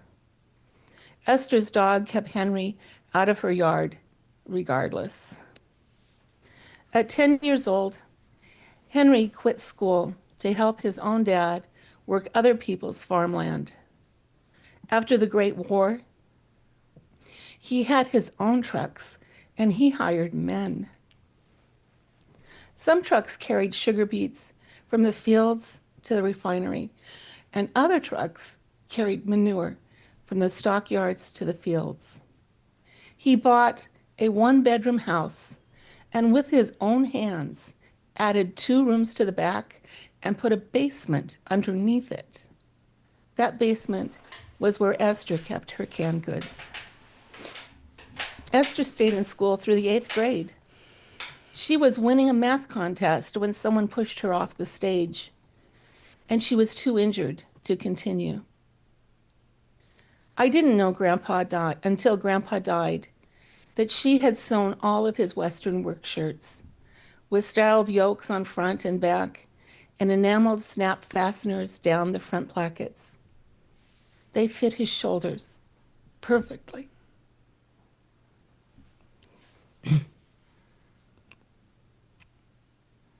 Grandma threaded needles with both hands in the air. She licked the thread to wet the point, then thread the needle's eye with courage and precision. That's how Henry and Esther made their life together, gaining no more than what they could gather for themselves, with smarts and courage and exacting measure. Just get 2 of the same, Esther told me. And I did, like she did. And so did my mother. Oh, that's sweet. Yeah, thanks. A great portrait of Henry and Esther. Thanks for sharing that, Tina. Oh, thank you. Thank you. Yeah. There was a Tina Denetclaw with Henry and Esther. My grandmother's name, too. Oh, in the photos. Hang on. Yeah. Let me put the photo up really quick. Okay. This is the photo of them. So, yeah, thanks for sharing that, Tina. Okay, thank you. Yeah, Henry and Esther. All right, next to Christiana Doucette. Hello. Hey, Hi. Christiana, good to see you. Good to see you too. So mine is well, the sound that I decided to use, I I don't think I've used in a poem before, but I'm hoping I didn't use it in a poem before, but it's the slush hissing on tires. Yeah. So, my poem is based on the trip back from Michigan. We were trying to find the best way through the mountains, and like I talked about last time we met, I can't do the I-40 because that's still washed out. So we ended up taking 25, and that's the name of this poem, Taking 25, which I thought was kind of a fun play on 2025 coming in this next year. Yeah. Which I wanted to say, I really loved Rex's wordplay. It was so, like, all throughout his poems, that was just so cool. I really love that in poems, so I really appreciated it. Well, you're great at wordplay yourself. Thank you. So this is Taking 25. The gray freeway darkens with December rain. The main way through the mountains still washed out, a route that only adds an hour to the trip has opened. We zip along Appalachian roads between mountain ridges, across rebuilt bridges. The way writhes back and forth over the French Broad. Trees, like tangles pulled from shower drains, litter the broad banks. Tent pods, polka dot flats. Helene hit in September, but here in December, there's still splintered 2x4s on concrete pads, lonely foundations, a boat upside down in debris. The cold falls in flurries. Frost mountains shiver. Slush hisses against our tires as the journey slows. The kids open the windows, faces lit with wonder. It's everything they've wished for Christmas. The sky is falling and they are clapping. They're catching lace on numb fingers. They're laughing into the sharp wind. But I cannot catch my breath. Winter is an alchemist, turning green to silver. But I wish for spring, for warmth, for growth, for new life, where everything is dark. That's great. Taking 25. Yeah, beautiful, beautiful sounds. Yeah, Winter as an Alchemist is great. Yeah. Thank you. Yeah, thanks so much for sharing that. Yeah, it's quite the drive too, all the way to Michigan from the Carolinas. It was a pretty interesting drive. We went through probably the hardest section to go through was Hot Springs because you could still see so much of the destruction, and every time the road went back over that French Broad River, you could see more of just how high the water came up and how much debris was still left behind. And then once we got to our hotel on our way out, like I looked up Hot Springs and just seeing what had happened there, it oh my goodness. Wow. Just so much. Yeah. If you guys are ever looking for a way to, and part of a Facebook group that's like adopts Helene survivors or something, maybe I'll try to share that in the prompt group. If anyone's looking for a way to help, they have tried to like make sure that people like vet the people to make sure that they're actually there, and they have a verified list so that it's not just scammers. And they're mostly it's like people asking for people to pay rent or a car payment or groceries or something like that. But Western North Carolina still needs a lot of help, and I hope that people consider that going into the new year. Yeah, well, definitely. Well, thanks so much for sharing that and the poem too, Christiana. Thank you. Yep, take care. There's a Christiana Doucette with Taking 25. Let's see, still a bunch of people online. Let's go to Carla Schwartz next. Hey, Carla. Oh, you're muted at the mic level. All right, that should work. Yeah, that hey, works. Carla. Hello. Hi, Happy New Year, and Yeah, what Happy New Year. an amazing night. So I have a poem, and I also didn't, I took the prompt, but it's a little different than most people's, I think. So Great. it's called No Changes This Year. I wonder, do you hear us, Mother, when I speak with my sister? How would you go about trying to help her? You know, she'd only let you into her house because she knows you're dead. Aha! It's almost 2025 and I haven't made my wish yet. I wish you could see your daughter. No, not me, the other one, waddling around like an old wild turkey in her upstate house. The microwave sings its soft bell signal. My leg weights brush against each other when I walk. A naked man passes me in the living room. He smiles at me. I'm overwhelmed with exhaustion and want a nap. Would you please help my sister? She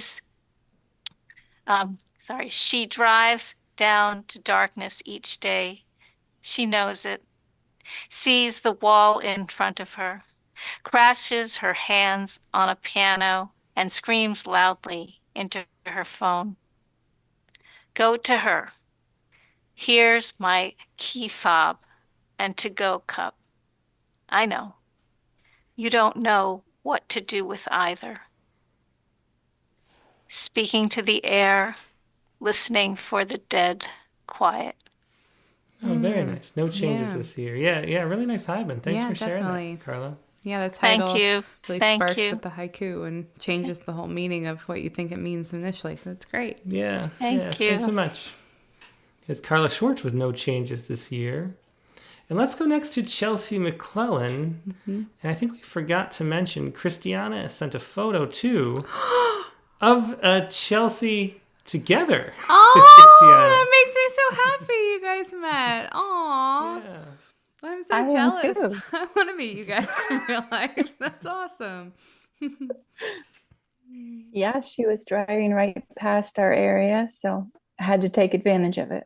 Oh, that's great. All right, that's let me put that wonderful. photo on the screen right there. Oh, that's so sweet. That is very fun. So there's a meeting in France and now a meeting in... I know. All these meetings yeah, happening. I hope there are more and more. I love hearing. So what do you have for poem this week, Chelsea? Well, I'm really thankful for the sound prompts, Katie, because I always forget about sounds. And so I took this as an opportunity to walk around my kitchen and just touch things and see if there's any sounds I've never thought about before. How neat. Wow. So a couple of those show up in this poem, which is called The Marriage Counselor Asks What Healing Sounds Like. Morning sounds like toenails sliding through the rug, like crabgrass seed heads bowing underfoot. But weeds will keep on rustling with each other till they're cut, or open up and spill their load where birds will eat. They take the empty crabgrass stalks by foot. The weeds are given purpose when they're weaved into their nest. To open up, to spew out words before we eat is too much work. We leave the plates. Don't sweep the mess. Give up on purpose. Watch the dust piles weave their nest. Morning sounds like tick, tick, tick, the gas stove lighting. It's easy work. Leave the plates. Don't sweep. The mess can wait a while because we've learned to clean it daily. Morning sounds like the clink of clean dishes stacking, like how the plastic plates keep shushing when they touch. Can we wait a while? Learn to clean it daily. Morning sounds like bristles combing through the rug. Yeah, great pantoon there. Yeah, and such an excellent use of the title too. It's a really well titled poem. Yeah, thanks for that. Really great poem, Chelsea. Really. Yeah, Chelsea. Thank you. Good to see you. Yeah, great to see you. Wish it was in person though. I'm so jealous. Yeah. We can take a road trip. I know. Yeah, with all this abundant time. Yeah. Yeah. All right. Well, thanks so much, Chelsea. Thank you. Bye. Bye.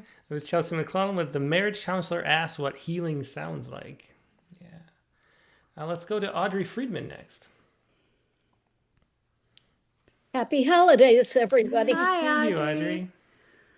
Okay, well, I have so much fun with the triolet of past prompt that I decided to try it again this week. Oh, fun. Yeah. Devotion.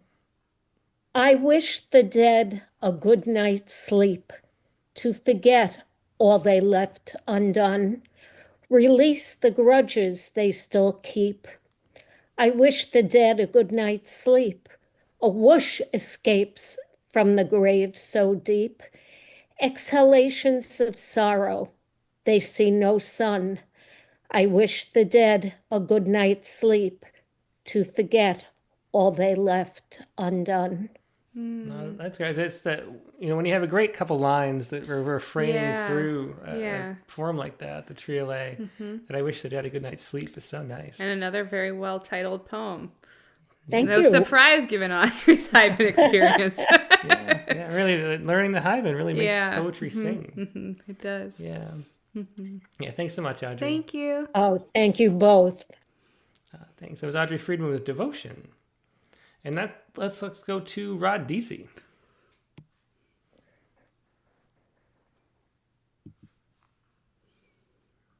Hello, good evening. Hi, Rod. Hey, Rod, great to see you. How are you, Tim and Katie? Oh, well, great. Yeah. I got a very simple poem tonight. Short and simple. Okay. Called Friends Gone By. It's not cold, but overcast. A neutral evening in winter, limned by a room splashed full of scarlet and white poinsettias, neutral plants from Mexico. Then, in the distance, we hear a sad bassoon playing Auld Lang Syne, which triggers a cluster of wishes for the new year. With a nod to times gone by, we lift our glasses and salute old friends. Our cast of characters is always changing. Despite our holding on, the bonds that bind us break at their appointed times. So, to those who passed through and enriched us, you left too soon. But may you wake to a swift sunrise. Did you leave us wise counsel? Kind words? Love? Perhaps. We still feel your echoes, whispers and melodies, but faint and fading now as another year looms. Yeah, another one of those great end of the year poems. Thanks for sharing that, Rod. Yeah. Thank you. Thanks. Yeah, it was Friends Gone By Roderick DC. Thanks, Rod. All right. Thanks. And, a couple of poets left. Let's go to Megan McDonald.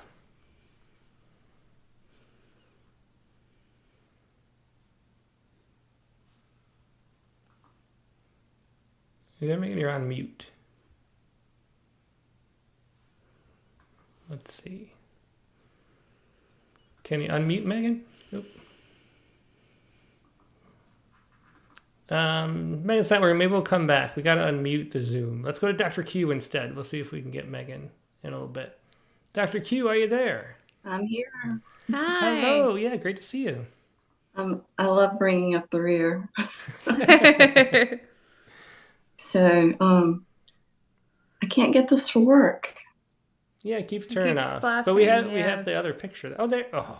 No, it's like we keep seeing your face and then it goes back to the still image. Yeah. I don't know what's happening. Oh, Okay. there we go. We I got feel you. optimistic. Yeah, locked in now. So, wow, Rex, man, I really want to thank him for the love in his heart and in his words and just for being both human and kind. And I really enjoyed his interview and his poems. So anyway. Yeah, definitely agree. Thanks. So I wrote a poem. I wrote multiple poems for this prompt. And none of them were really happy. So I got the least unhappy poem sent to you. Okay, well, let's hear it. And it's called If Wishes Were Whips. I like the title. Growing forward, there were plenty of things to wish for. Yet when I dared to wish for a dress of spun gold or a doll carriage to roll down the sidewalk, not losing wheels, I was told to wish in one hand and spit in the other and tell her which fills up first. Don't wish for anything. You'll be given what you need. But how ghastly to wish your child to spit in their hand. I don't play the wishing game, but if wishes were whips, I'd be covered in welts. When the birthday cake was placed before me, instructed to make a wish and blow out my 14 candles, I spit in my fist and turned away from the flames. But wishes are butterfly kisses, and my bogus wishes glide free, land softly on the back of my hand, even as soft as wishes are tears. Very moving poem. Yeah, Yeah. that definitely is. That anecdote from the past is really powerful. Thanks for sharing that, Dr. Yeah, Q. thanks. Bye. Thanks. Yeah, thanks. As If Wishes Were Whips by Dr. Q. Okay, now Megan McDonald has unmuted. Hey, Megan, how you doing tonight? Well, I think my grumpy cat who thinks it's past my bedtime froze my mute. Oh, no. Cats just so want you to wake up early enough for the food. Yeah. I had a cat before. So I tried to go with sort of made up noises for I did 3 elements, so I have sounds for the different elements. Cursed. What I want for Christmas or beyond, release from the family curse. Grandma apparently was a bird magnet. Granch, Granch. She said, beware birds and feathers. They have evil eyes. Or maybe she was just scared of birds. Was that the start? Dad definitely had the curse of collecting strange things. Stamps and keys accumulate, or beach magnets. We would go to the beach, walk and walk, walk and walk for what to little kid eggs seem like miles. Away from the crowd, put down the Mary Poppins beach bag. Out came beach mats, towels, sand bucket, suntan lotions, drinks, books. Seconds after the last beach mat was laid down, we would be surrounded by sand-kicking, scrick, brat kids. We were cursed. Me, the curse afflicts not the beach, but the parking lot. I can select a parking spot, drive through with no cars anywhere near me in an almost empty parking lot. Go shopping, return to plenty of empty parking spots except near my fit. Completely surrounded by behemoth beasts, monstrous machines, massive, huge, scrunch, winch. I am cursed, and it can spread. Fun poem. Thanks so much for sharing that, Megan. Thank you. It was Cursed by Megan McDonald. And that is going to wrap up the Zoom for tonight. I saw Ted pop on the Zoom and then left since. But let's see what Ted had for us. He's got a really interesting photo here, which is of, let me put it on the screen right like that. Okay, so we got a girl swinging on a swing, but held up by 2 birds. It's a really interesting photo there. And here's the poem from Ted. Wings lighter than rope, lighter than carefree life. Physics bows to this. Yeah, interesting poem. And thanks for sharing that, Ted, as always. It was Ted Bernal Guevara with a haiku last part. All right, and I think that is going to wrap up the show. We got some other people who sent stuff in, but not that I've seen today. So let's go on to the Sciku for this week. And the Sciku is based on this article right here, which I thought was pretty interesting. If I can click on it, there we go. This is from Michigan Department of Engineering, the University of Michigan. And there we go. The article is this. God, you really got to make them small these days. Okay. Twisted polarization. No, Twisted Edison is the name of the article. Bright, elliptically polarized incandescent light. I don't know what I'm even bothering with. Sorry. I don't know. They all make them just for mobile phones. Well, that's rude. That is so rude. Okay, so anyway, the point of this story, which I can't even fit on the screen, is that so light can be polarized in different ways, and so usually the light, the black body radiation that's bouncing off, that's being emitted from heat, comes from all different shapes, because it's like this sort of randomness of all the patterns. No one ever pays much attention to patterns. It turns out, though, that if you have like little curls in the patterns at like the micro or nanoscale, like microscopic, then that actually polarizes the light in certain different interesting shapes, like twists and turns and stuff like that. And they can actually have this like rope-like structure. All sorts of different patterns come out in the polarization of light if you have different variations at the nanoscale, which is interesting. It's like a whole different way of seeing, which nobody really paid much attention to before.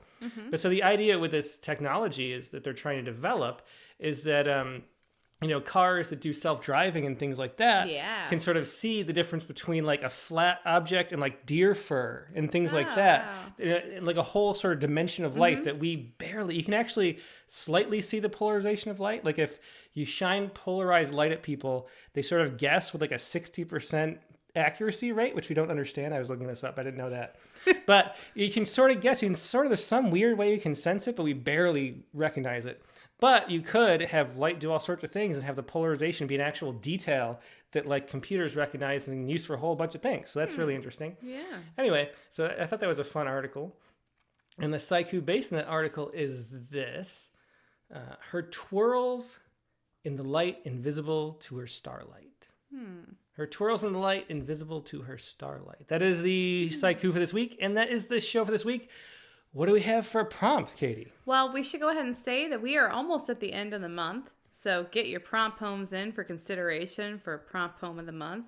And so this prompt that we're going to look at now is going to not be in this part, one of the ones you can submit. Yeah, good reminder. This is next month's prompt. The first prompt for next month. Yep. So I thought it was funny that, some Pantoons emerged already this week from looking at these, because next week's prompt is to write a Pantoon that references your favorite shape. And there's that favorite. I know we are not going to do the whole favorite thing. We're not going to say, hey, hearts aren't actually my favorite shape. Just pick one. Nobody's going to lie detector test.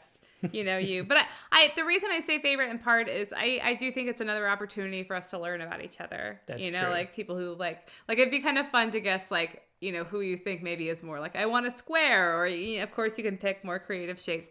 I think there's a lot of open-endedness actually to this prompt, but also it's a fixed form. So I think that'll be fun. All right. Yeah. Shape for the shape. All right, well, that's the prompt this week. We're at a Pantoon that references your favorite shape.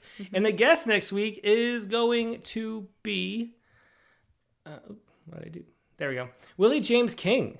Now, Willie James has a poem in the current issue of Rattle, but he has been in Rattle as long as anybody. Like, he was in the very early issues of Rattle. Like when Even before you were an editor, right? Before you were telling me this, I was like, wow, I can't wait to see these poems. So he's one of the longest running poets in Rattle. I thought it'd be fun to have him on. He had a whole bunch of poems in Rattle in the 90s, and he's back a few poems in the last decade too, and including the current issue. So Willie James King is the guest. His most recent book is To Be the Difference. And so we'll have a lot of fun talking to him. We'll do the prompt, which is write a Pantoon that references your favorite shape. That is next Sunday, January 5th, the regular time, 8 p.m. Pacific. It's great to be back at the regular time, doing it every week. And we will look in the future as far as we know. So looking forward to that. That's Rattlecast number 275. Hope to see you there. Hope you have a great week. In the meantime, we'll talk to you later. Goodbye. Good night.